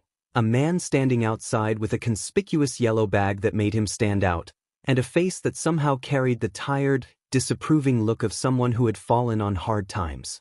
The man acknowledged being spotted and told them to return to the classroom and take their seats, promising to make sure they learned their lesson. Izuku nodded and went back into the classroom. He found a group of girls asking Pyrrha questions. Pyrrha looked flustered as she struggled to answer. Izuku sighed and took her hand, gently pulling her away from the cluster. Izuku observed that Pyrrha seemed more forceful with boys but softer with girls. Pyrrha explained that many boys assumed she wanted to be anyone's girlfriend because of her looks. Izuku wondered aloud whether anyone would say that unless they were attracted to women. Pyrrha replied that she simply rejected such advances. They fell quiet and moved to their seats, both aware that others were whispering about them. The students turned as a sudden bang came from the podium. A sleep-deprived man stood at the front, messy hair, a scar on his cheek, heavy-lidded eyes, and a large scarf wrapped around his neck like a bandage. He told them they might be worse than the previous year if they kept up their behavior. He warned them they were unprepared and needed to show real promise if they wanted to become heroes. When a student protested, he clarified that he had not finished speaking. They were not yet beyond a preliminary test. If they completed it and demonstrated potential, they might become more than just hopefuls. He placed a box on his table and instructed them to take the contents and meet him at the training grounds, emphasizing they needed to arrive on time. Pyrrha raised her hand to ask about orientation. The teacher dismissed the idea and asked one of the students to explain instead. Pyrrha stood and explained that this was a hero school, different from a normal school, and that the stakes were higher. They could not afford to treat their training like middle school play. People's lives could be on the line at any moment. The teacher smirked and confirmed she was correct. He urged them to learn and experience as much as possible and warned them to keep up or face the consequences. Later, at Ground Alpha, Pyrrha asked Izuku if he was sure he wanted to go through with what they were planning. Izuku said he did not see a problem. Pyrrha worried about how the teacher would react and warned that he could fail. Izuku reminded her of his track record of pulling off risky stunts that somehow worked out. Pyrrha countered that this was not about slamming into glass. Izuku protested that getting his hand broken was worse than a stunt. Pyrrha raised an eyebrow and asked why he complained about a minor hit from her while staying silent about his own injuries. Izuku, embarrassed, said not to ask. Pyrrha teased that he was the one who complained loudly at small hurts. Izuku admitted that being hurt by her bothered him more because of the emotional sting. Pyrrha sighed, blushing faintly, and said she could not figure him out. Izuku smiled proudly and called himself a charmer. From the sidelines, the teacher tapped his foot impatiently, irritated that many students were late on the first day. He muttered to himself that he did not get paid enough to handle a class like this, though he noted the two who had arrived early might show promise. He studied Izuku and Pyrrha with curiosity. Pyrrha had made a thoughtful point about hero responsibility in class, and Izuku, though outwardly innocent, had hinted at something deeper. The teacher recalled their performance on the entrance exam. The two had tied for the highest score with 300 points, thanks to rescue points and their handling of the onslaught exercise. He suspected they might be able to handle monsters the school would throw at them. The rest of the class finally filed in, chattering about the upcoming test. Several students were surprised to see Izuku and Pyrrha already there. One explained that the pair had left the classroom early while everyone else discussed the test. A few students cheered with bravado and encouraged each other to do their best, while another quietly wondered if that applied to everyone. The teacher took out his clipboard and reviewed the list of exercises they would be doing. He addressed the latecomers sternly, telling them that apologizing was not enough. He reminded them that villains would not wait while they hesitated in class and that true education required readiness and DSP. He made clear that this test was meant to push them toward being the kind of heroes who could act when it mattered. Bakugo, the yellow-haired student, stepped back and apologized, then indicated that he understood. Aizawa introduced himself as Shota Aizawa, the homeroom teacher, and explained that he would begin with a brief test on the first day to measure their abilities and determine who might interest him. He told them they were already disappointing him by being late. Some students flinched or showed nervous signs, others did not react. Aizawa studied each of them carefully and noted that 4 in particular showed no visible reaction: the student with half-colored hair like a parrot, the explosive quirked youngster, the female known for her strong legs, and the green-haired student. Aizawa decided a demonstration from the highest-scoring applicant would make the test clear. He checked the entrance exam results and called up the student with the most points. Bakugo smirked and strode forward, but Aizawa narrowed his eyes and told him he was being overconfident, ordering him back to his position and pointing out that he was not the top scorer. Bakugo's expression shifted to surprise and irritation as he returned to his place, quietly seething at not holding the highest score. Aizawa then spoke the name plainly. Ikimura was up. Bakugo's face froze as Pyrrha nodded and walked forward to the spot Aizawa indicated. Aizawa tossed a ball to her, which she caught easily. He asked how far she had been able to throw in middle school, and she answered that she could manage around 40 meters. Aizawa noted that the ball weighed 2 kilograms to account for her magnetism quirk and told her to throw as far as she could. Pyrrha responded with a deadpan look and asked for a normal ball instead, indicating she wanted the standard object rather than something with metal.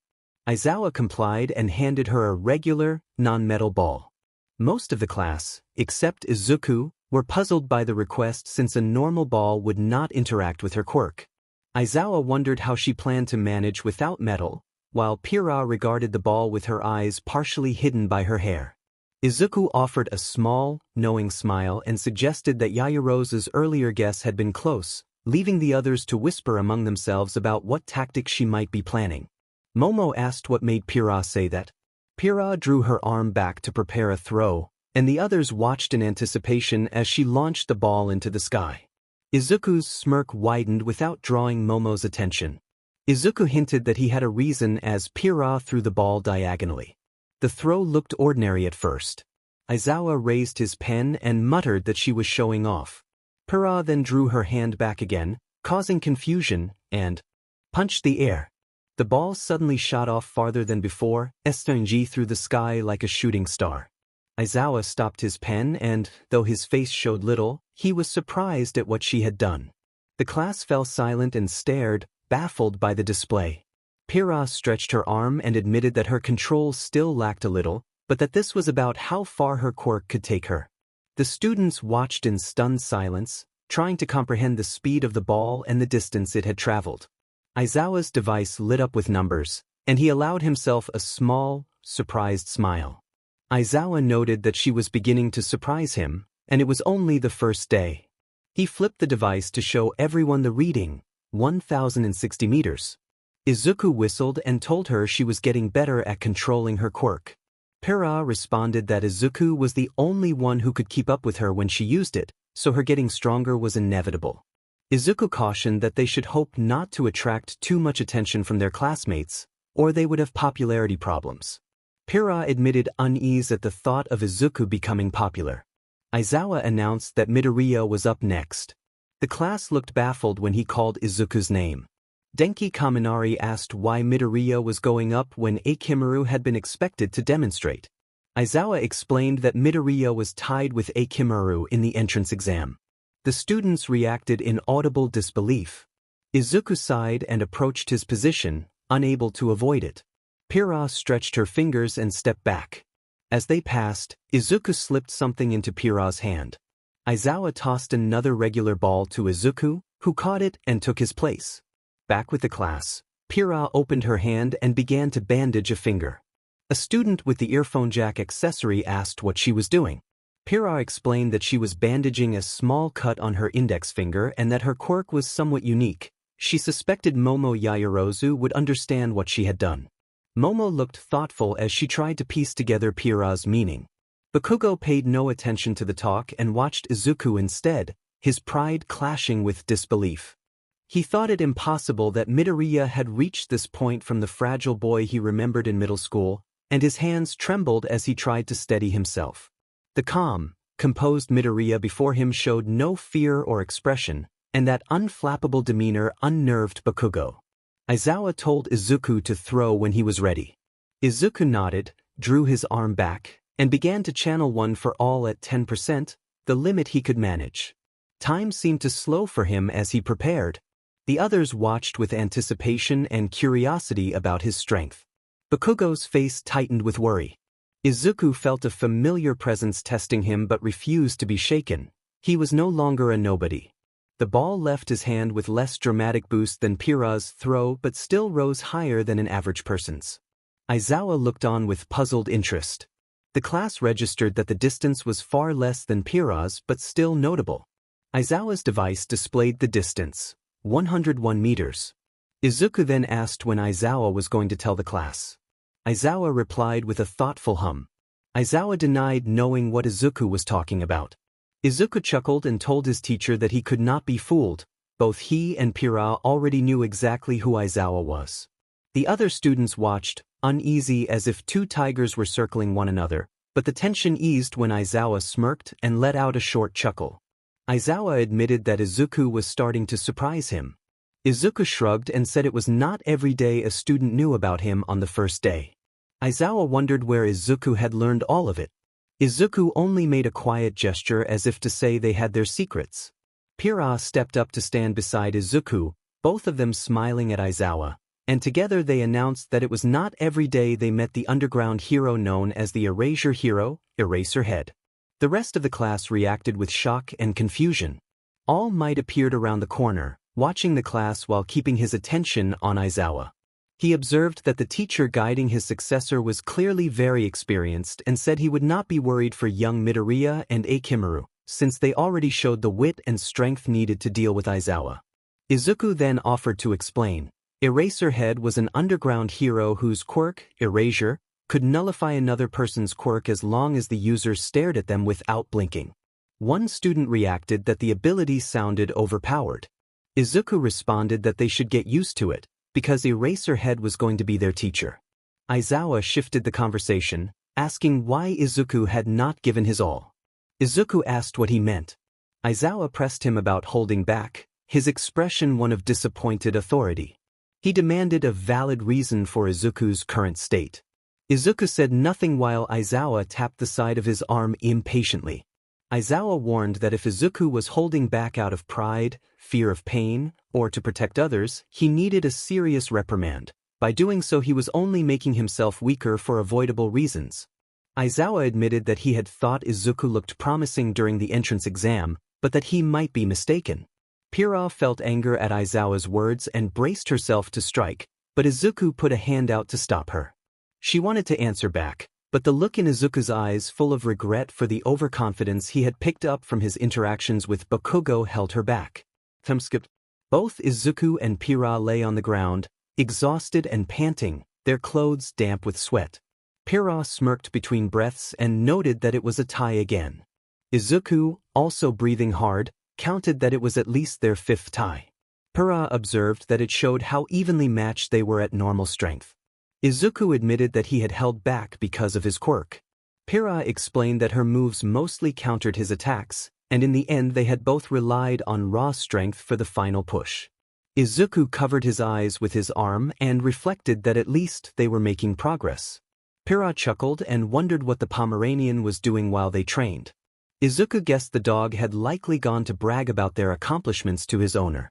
After a moment of rest, Pira announced that she felt recovered and suggested they go speak with All Might. Izuku stood and greeted Yagi. Yagi smiled and remarked that the two of them were a unique pair. Izuku laughed and compared them to Hololive, saying that Group was even stranger than he was. Pira mentioned that Coco was like a demonic dragon, and Izuku acknowledged that her antics had attracted a large following. Pira added that Coco often did the unthinkable. Yagi explained that he had come to say they had passed and that no letter was necessary because he wanted to tell them personally. Izuku reacted with surprise at the idea of Yagi becoming a teacher at UA. Yagi confirmed that he would, since he still needed to monitor their progress. Pira agreed that it made sense, especially to see how Izuku handled One for All. Yagi then revealed that the two of them were actually tied for first place. Both of them slapped hands in exasperation at another tie. Izuku questioned whether all the points were villain points. Yagi smiled and pointed out that there was another category to track, rescue points. Pira smiled, saying she had suspected as much because heroes kept their morals and saved lives. Yagi explained that the two of them had prevented massive destruction in the city, which would normally have injured many citizens, and that action had earned them about 80 rescue points. Izuku was surprised at how high that number was and asked if it could already make them pass. Yagi noted that the judges had agreed to award the points given the scale of destruction the zero-pointer had been causing. Pira muttered about how generous the judges were with rescue points. Yagi reminded them that saving others was a key factor for heroes. Pira expressed hope that their generation of heroes would be one of the best yet. Since their sparring was finished, Yagi told them to go home and continue with their routines until UA began. Both of them answered affirmatively and walked away as Yagi watched Izuku. Yagi clenched his fist and thought about how far Midoriya had already exceeded his expectations, and how glad he was that the next generation of heroes seemed to be in capable hands. Still, he worried about what it would mean once he fully lost his quirk. A sudden image crossed his mind of a ruined city with fires spreading, a suited figure laughing from its midst. He shook his head to dispel the vision. He refused to accept the idea of defeat and resolved that even if he were gone, Midoriya would carry the torch and be the world's hope. He stared at the horizon, his clothes fluttering in the wind, his expression stoic and determined. A piece of donut fell from the sky. Yagi caught it and continued eating with visible pleasure. The falling pastry let out a comical little squeak as it tumbled. To understand how they reached this moment, go back some time earlier when they were preparing to change. Izuku was about to grab his sports uniform when Bakugo seized his hand and started to drag him away. Pira, who had witnessed the move, followed them until they were outside the school in a secluded spot. Bakugo shoved Izuku, and Izuku steadied himself and turned to face him. Bakugo's expression was full of rage as he slammed his hand against the wall next to Izuku.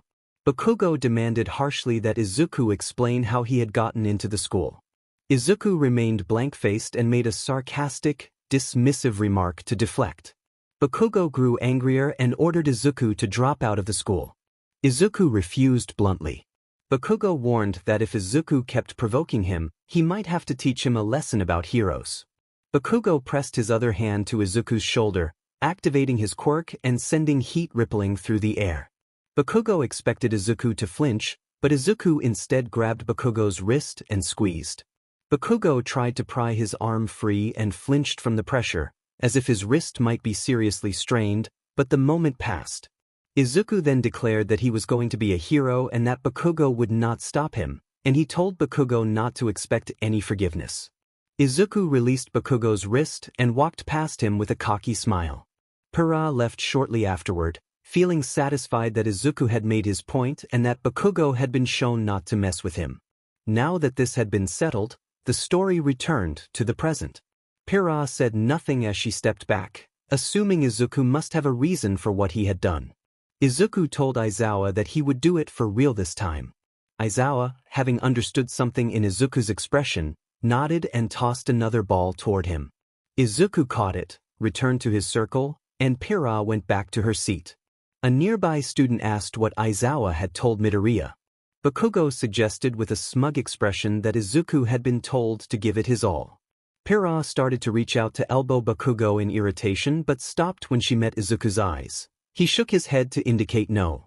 Pira turned away from Bakugo and told the class that Aizawa had been giving Izuku a lesson about himself. The others accepted that explanation and watched Izuku as he stared at the ball in his hand, thinking to himself that he had let his emotions get the better of him. He realized his urge to prove Bakugo weak had been selfish. Flashbacks of Bakugo's taunts washed over him, but he restrained his anger. Izuku resolved that he needed to prove something to himself. He wanted to be a hero who could help others, not waste energy on settling scores. His mood brightened and he silently thanked Aizawa for the lecture. He adjusted his stance to throw the ball, placing one foot forward and bringing the ball up to his neck. He began to channel One for All, initially setting it at 10%, intending to use momentum and arm strength to send the ball farther. Aizawa watched with curiosity, recognizing a situation that echoed something he had seen before. Izuku shifted his arm into position to launch the ball, moving with sudden speed as he built power. He increased One for All from 10 to 20, then 50, then to a full charge. Izuku shouted as he released the energy, and the ball shot into the sky. The launch created tremendous air currents that rippled across the field, producing shockwaves that forced the students to brace themselves to avoid being blown over. Pira covered her face and, smiling despite herself, reflected that seeing him like this made her a little apprehensive about how much he could change. Bakugo, watching from a distance, could hardly believe the raw force Izuku displayed. The strength on display left him unsettled and thinking that, while quirk manifestations varied, it could be a late developing talent. He felt a surge of competitive anger and imagined confronting Izuku later, determined to prove his superiority and put Izuku back in his place. Aizawa examined Izuku's hand and noticed 2 fingers that appeared injured. Izuku told them it did not hurt much as he rubbed his head, but Pira rolled her eyes and said she did not believe him. The device at the target lit up and displayed the distance. The readout showed 1230 meters, and everyone in the class reacted with surprise. Izuku celebrated quietly, noting that the throw improved their class score. Pira sighed and urged him to worry about the injured fingers. Izuku insisted it was only a scratch, and Pira suggested he get checked by Recovery Girl. Aizawa intervened to continue the lesson, bringing the class back to focus for the next phase. Everyone else was finishing up and putting their books away. Izuku and Pira were in the school infirmary while Recovery Girl completed a quick, professional healing on Izuku's hand. Recovery Girl noted that he had been remarkably resilient after such a long, strenuous exam. She typed a few notes about the students who had come through that day and hoped he would not overexert himself and keep returning to the infirmary. Izuku and Pira thanked her and left. Outside, a serious, studious student approached and bowed, explaining that he should have recognized the boy who had stopped him from interrupting the entrance exam. He thanked Izuku for preventing a delay. Izuku waved off the gratitude and said he understood the student's intent to keep things from being messed up. The student introduced himself as Ida Tenya and offered his hand. Izuku gave his name as Izuku Midoriya and Pira introduced herself as Pira Akimu. Ida asked if they were heading home, and Izuku explained that they planned to go somewhere that night since his mother would not be home. Ida advised them not to stay out too late because villains were an increasing problem and offered a friendly thumbs up. He teased them about having a nice evening together, and both Izuku and Pira blushed and insisted that they were just meeting friends, not on a date. After Ida left, they waved and continued on. They shared a look and Izuku pulled out his phone. He called a contact and arranged for a rope to be placed on a nearby roof. The person on the other end sighed and warned him about insurance and responsibility, but agreed to set it up. When the call ended, Izuku smiled and told Pira that it was time for the stunt.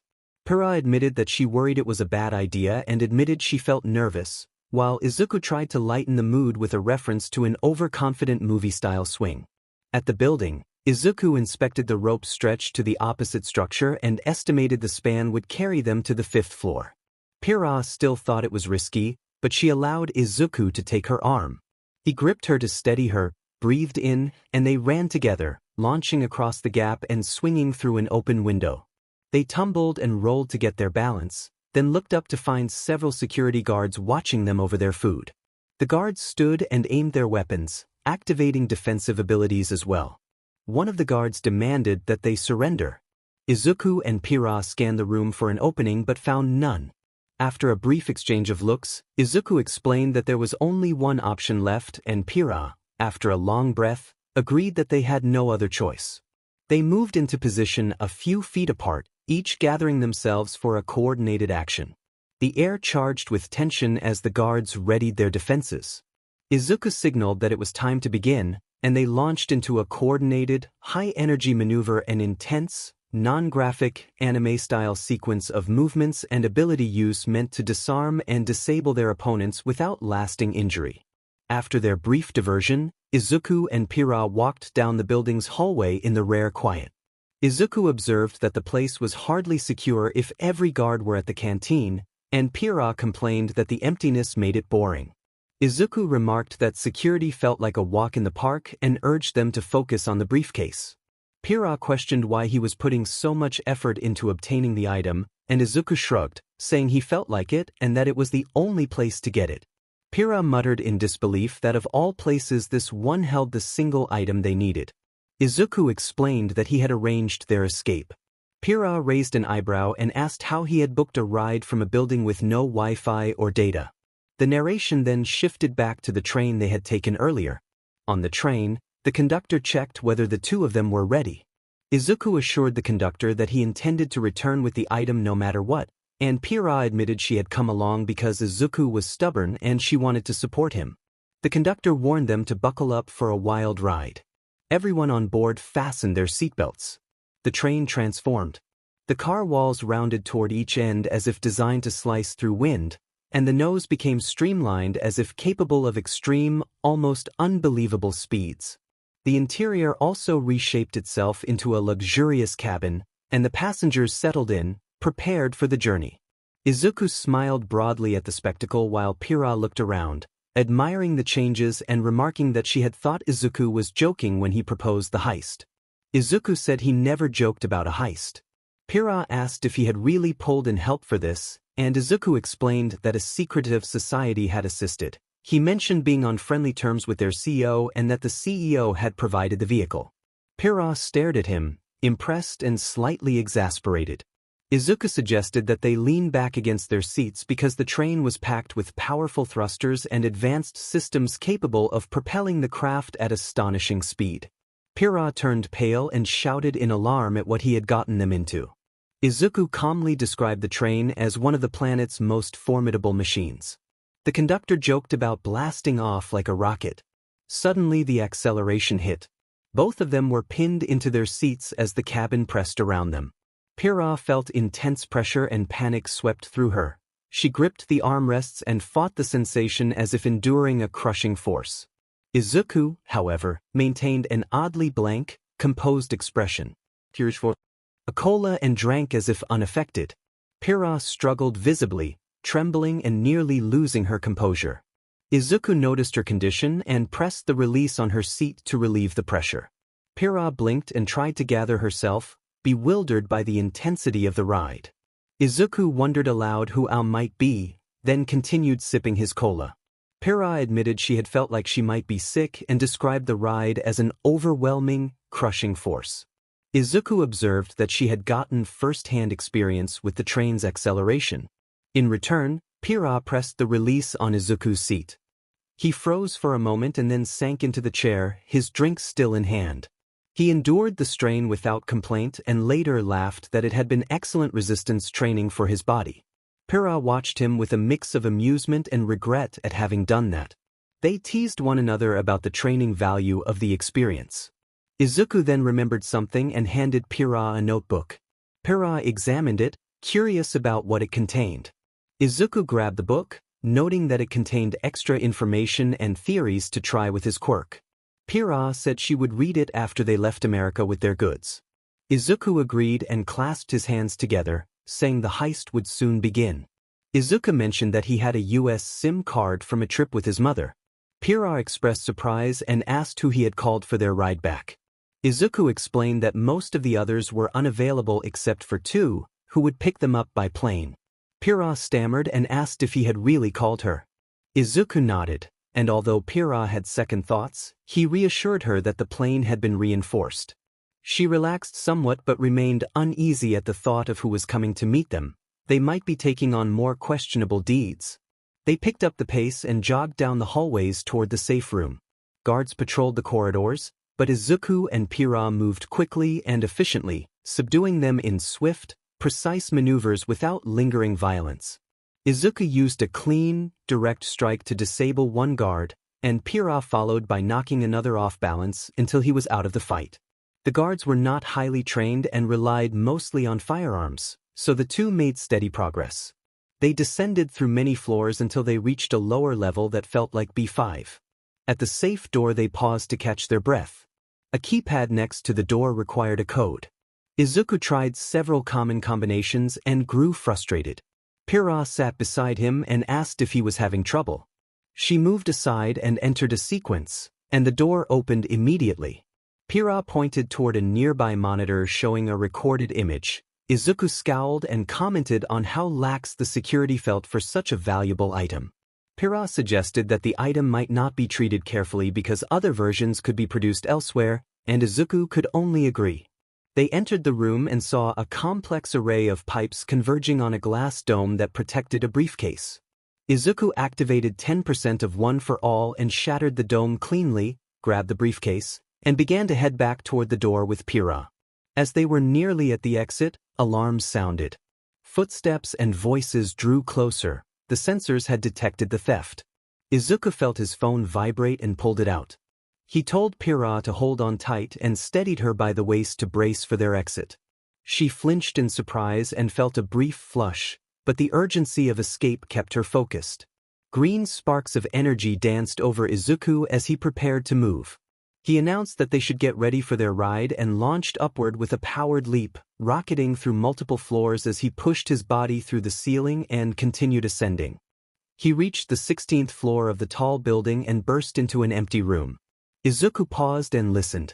A turbine sound grew louder, and he smirked, recognizing who was approaching. Guards barreled into the room, aiming their weapons. A voice ordered them to get down and promised mercy if they complied. When the guards escalated their threats, Izuku answered with calm confidence. Before anyone could close the distance, the side of the building ruptured in a loud impact. Debris and dust filled the air as a new arrival made a dramatic entrance, laughing and apologizing for being late to the party. Izuku told the newcomer that it was all right, they already had the item. The newcomer announced that the gunfire was about to start. Several of the guards, shaken by the arrival and the crash, struggled to steady themselves and raised their weapons. The guards' weapons were knocked from their hands as a hail of bullets ricocheted from inside the plane, filling the air with frantic flashes. Everyone scrambled to dodge the gunfire. A figure burst through the smoke, flipped through the air, and landed a precise kick that sent a guard sprawling. The figure then drew pistols and spun, sending a whirlwind of non-lethal shots that struck arms and legs and brought the remaining guards down without endangering their lives. The guards collapsed, wounded but alive.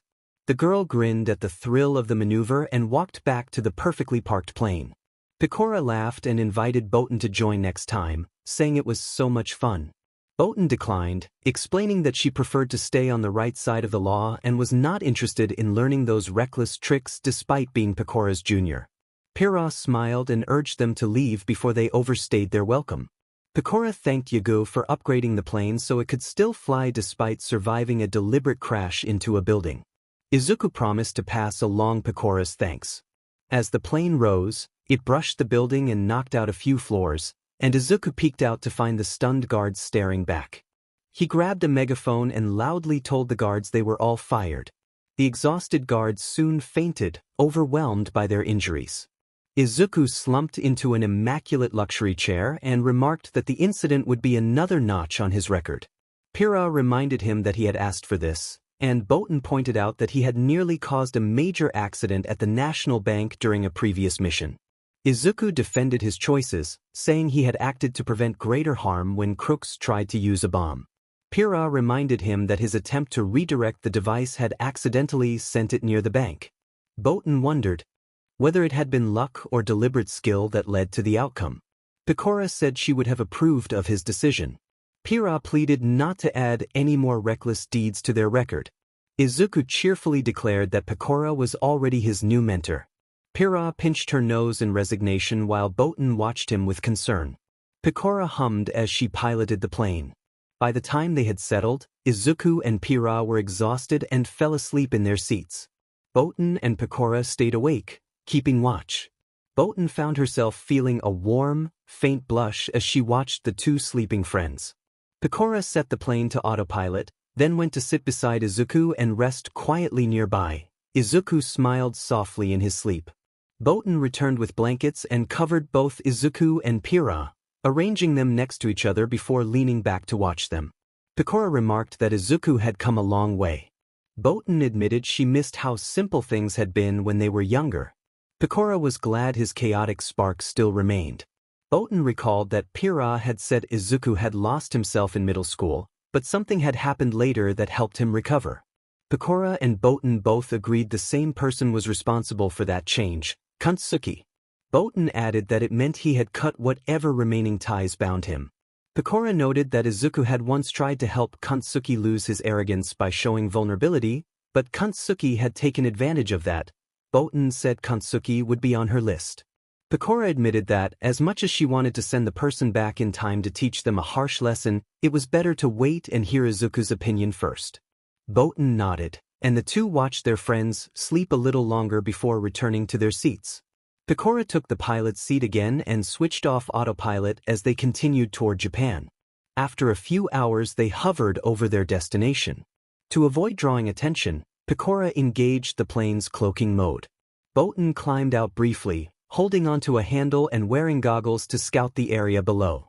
Their ride took them to the Hololive building, which turned out to be surprisingly large. Pecora contacted Yagu over the speakers and asked him to open the doors for their arrival. Yagu replied that he would gather everyone to meet them. One set of doors along the building slid open, revealing a massive parking area, and Pecora eased the plane toward the spot to land. Pecora folded the plane's wings to fit into the gap and parked easily in the hangar. She stood, walked to the back, and found Izuku and Pira still asleep. Botan was there as well, and she looked at Pecora with an understanding of what they needed to do. Pecora lifted Pira onto her back, and Botan carried Izuku. They stepped out of the plane as the hangar staff saluted. The two nodded and proceeded down the hallway together. Botan sighed and wondered aloud if Izuku had put on weight. Pecora suggested it was probably muscle. Botan raised an eyebrow and recalled that when Mio mentioned his training she had expected simple exercises until the start of UA. Pecora pointed out that Mio had specifically mentioned Dagobah Beach, which she had looked up and discovered was polluted along the coastline. Botan grimaced and said that explained why he was strong enough to propel himself from the ground to the 16th floor with one for all. Pecora added that his iron head had become one of his best tools for breaking through concrete when necessary. Botan smiled and said she was glad he was finally becoming a hero. Pecora smiled back and noted that it had been his dream from the start and that they had supported him every step of the way. Botan, proud, suggested they go talk to the others since none of them had seen Izuku in person for a long time. Pecora laughed and predicted the others would playfully ambush him. As they went off together, Fauna lingered around a corner, smiling softly. She murmured to herself that Izuku was still the same and that she hoped everything would be all right. After a few deep breaths and a quick rub of her eyes, she walked through a garden full of flowers, plants, and trees, smiling as she went. She reached a shaded spot where 5 members of the council were gathered. They noticed her approach. Iris asked Fauna what had made her so happy. Sana asked if it was something good and whether it involved more plants.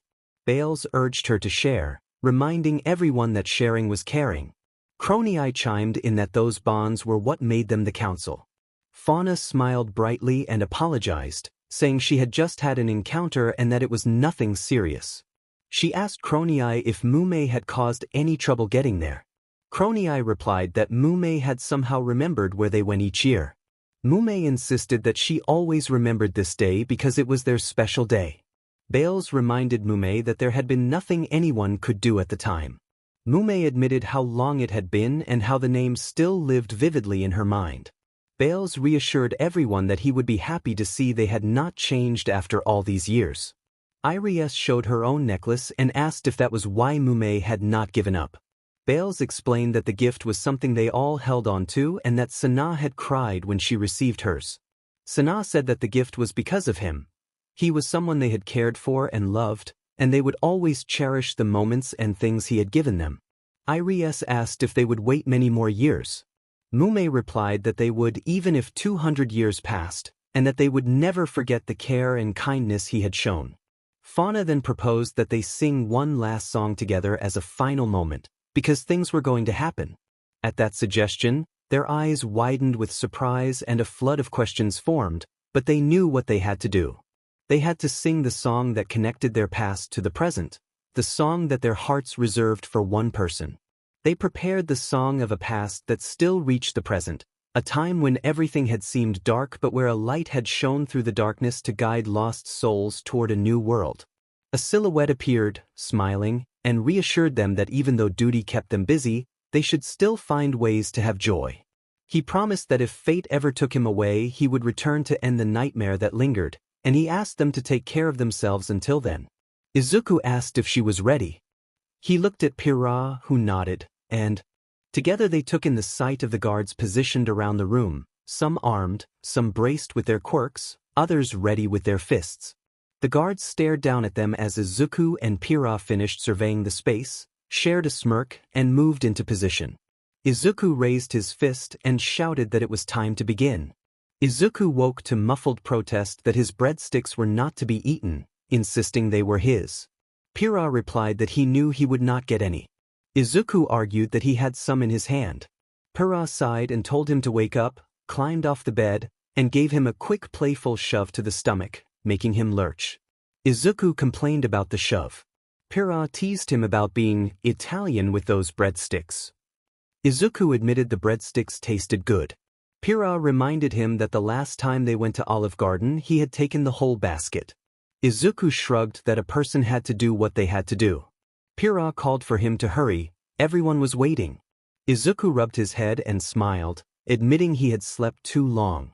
Pira reminded him he had literally busted through 17 concrete ceilings with his head. Izuku took pride in how much he had trained his iron head. Pira told him she wished he would not use it again and walked away. Izuku watched her leave, then got up, stretched, and yawned from exhaustion. He looked outside and, seeing darkness, suddenly realized with a start that he had forgotten to make dinner. He dashed out of his room and ran down the hallway past staff and managers. They watched in confusion as the teenager rushed by, some puzzled and some sensing his urgency. He skirted along the wall and entered the dining room to find several girls watching TV. Their heads turned when he burst in, panting. Pecora greeted him cheerfully. Izuku, catching his breath, said he had not had a heart attack but was fine. His head was okay. Botan admitted they had worried a little when Pira told them about his stunt. Pecora noted that he had really learned Iron Head. Izuku joked that he was not a Steel-type Pokemon. Botan replied that he was more of a Brawler type, so learning a move like that made sense. Izuku asked the time. Pecora said it was about 8 at night. Izuku paled, sighed, and rubbed his temples, realizing he had missed making dinner. Botan looked away and said they still had time. She and Pecora had not eaten yet. Izuku suggested a late dinner. Pecora agreed enthusiastically. Izuku walked to the kitchen, tied his headband, and asked if they had a big bowl. Botan pointed to the top cabinet. Izuku raised an eyebrow at its odd location. Pecora admitted she did not know why it had been put there. Someone had left it for convenience. Izuku asked about ingredients. Botan explained that they kept things in separate fridges and they could pick whatever they needed. Izuku smirked and told them to get ready, promising a good meal and offering that they could watch him cook. Pecora expressed excitement that he could cook. Izuku said he had done some cooking to help his mom. He stretched fully and cracked his joints to prepare for making a large bowl. He gathered the ingredients and worked efficiently. When he finished placing a cooked egg on top, he wiped sweat from his forehead, took off his apron, and set the bowl on the table along with plates. The girls stared, eyes wide at the generous amount of beef in the bowl. Botan, practically drooling, exclaimed how amazing it looked. Izuku remembered one more thing and returned to the kitchen to fetch some vegetables, explaining that a balance between fats and vegetables was necessary. Pecora's eyes sparkled as she looked at the food. Botan's attention was fixed as well. Pecora made a pleased sound about the meat. Izuku called for them to eat. The girls moved faster than lightning and began to devour the food with hungry enthusiasm. Their expressions showed how much they enjoyed it as they gulped it down, bodies shaking slightly at the flood of flavor. Izuku chuckled and was glad they liked it. He had worried they might have eaten before he woke. Botan, chewing, explained that they had waited for him while others had been hungry. Pira had eaten earlier.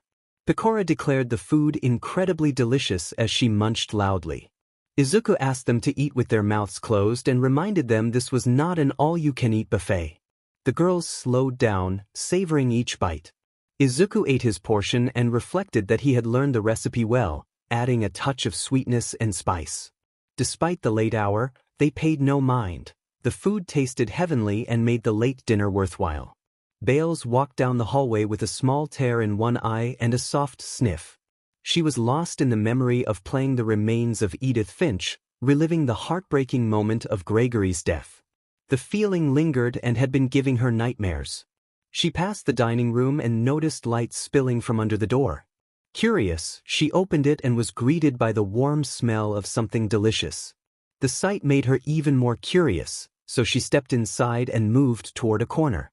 On the table, Bales and Pecora were asleep, having clearly overeaten, while Izuku sat nearby with a cup of water and another plate with a beef bowl. Bales froze when she saw them. Izuku noticed her a few moments later and felt the atmosphere grow awkward. Izuku shifted and greeted her uneasily. Bales stood very still and stared ahead, leaving him unsure whether he had done something wrong or if she was simply fixated on his food. As the silence stretched, Izuku became increasingly uncomfortable. Bales walked closer until she stood over him. He remained seated. Izuku tried to steady his thoughts and offered to watch a movie, then corrected himself internally when it sounded strange. Bales pointed at his beef bowl with clear longing. her eyes fixed on the food. Realizing his mistake, Izuku told her she could have it. Bales took the bowl and prepared to eat. Her first taste held her motionless as if transported somewhere else. Izuku lowered his hands, puzzled by her sudden silence. When people tasted his food and reacted, they usually made audible signs of pleasure, but there was no such sound now. Instead, Bales simply kept the chopsticks to her mouth and seemed momentarily absent. Izuku wondered if the batch might have been off. In Bales' mind, the scene changed. It was a rainy day. The rain tapped along the road. She blinked in bewilderment, stiff and uncertain where she was. Looking down, she watched a drop fall and followed the road as it sloped downward. The rain poured around her, but she barely noticed. The slope flattened and she kept walking until a figure appeared ahead and smiled before tossing something to her. She caught it with difficulty, then looked up only to find the figure gone. She pressed the object to her chest, feeling rain on her face that was not rain at all but her own tears.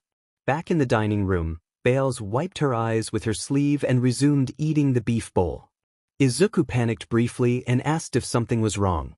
Bales assured him that everything was fine and that the food was very good, exactly as she remembered. Izuku sighed in relief and admitted that she had worried him when she went quiet and that he had thought she might dislike the food. Bales repeated that it was as good as she remembered. When Izuku asked what she meant, she said nothing. He considered pressing further but decided not to be rude, and the two of them continued to eat in companionable silence.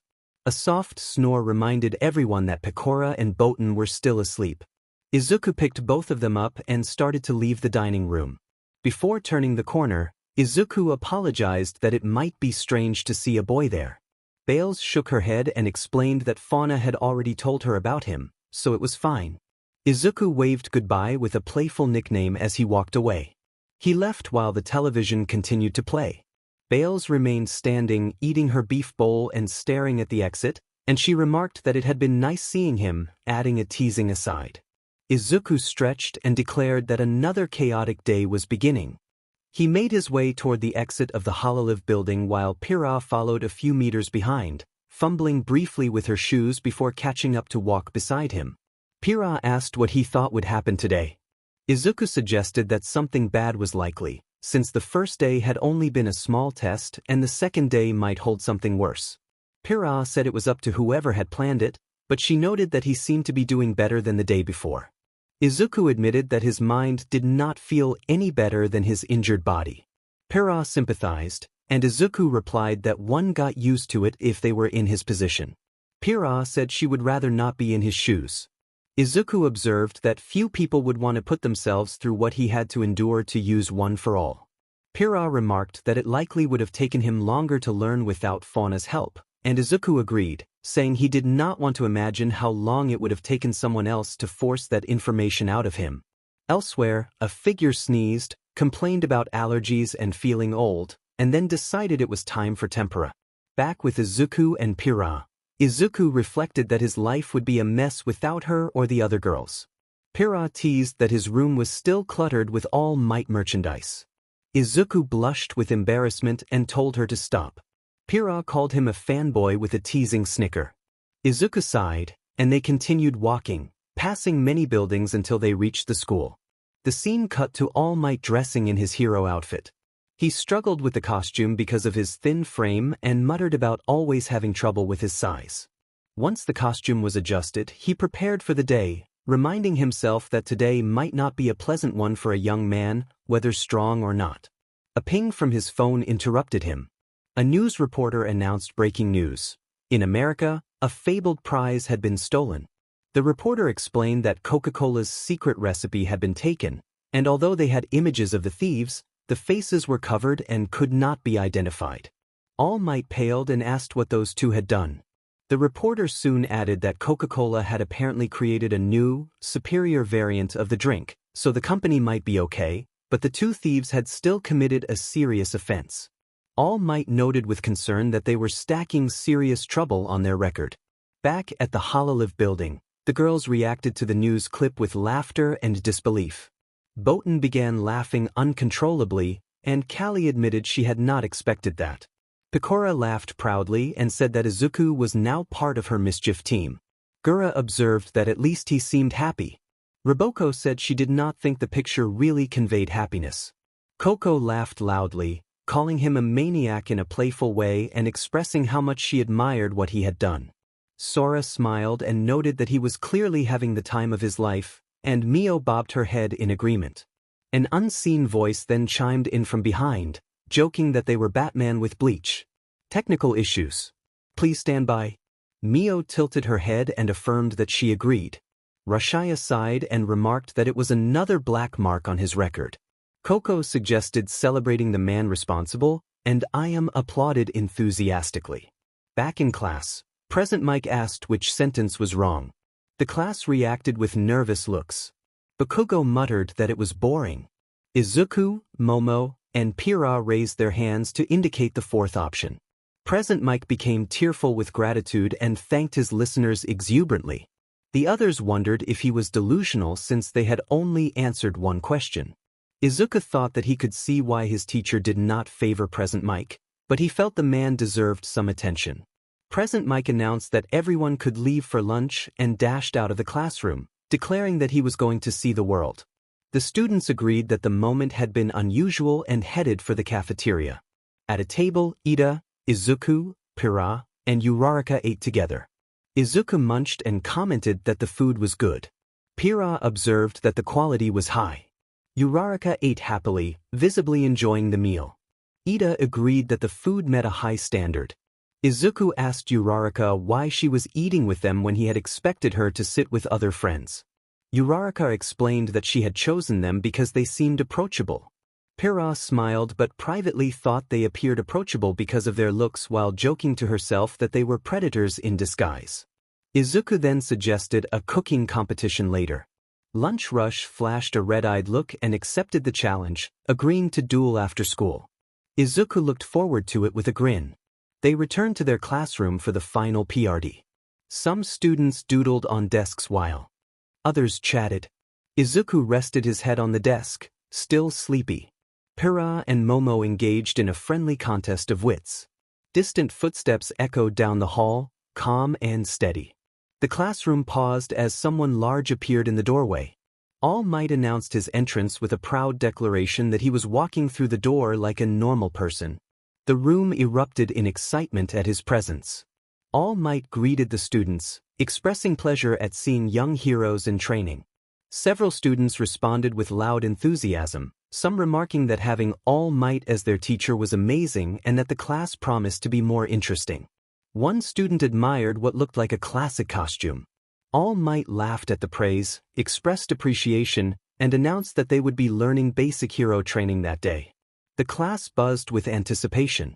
Pira commented with a small sweat of amusement that their teacher had a knack for ramping up excitement. All Might introduced the day's exercise by slapping a card across the board and declaring that they would be doing combat training. Bakugo smirked at the news while glancing at Izuku, who showed no reaction.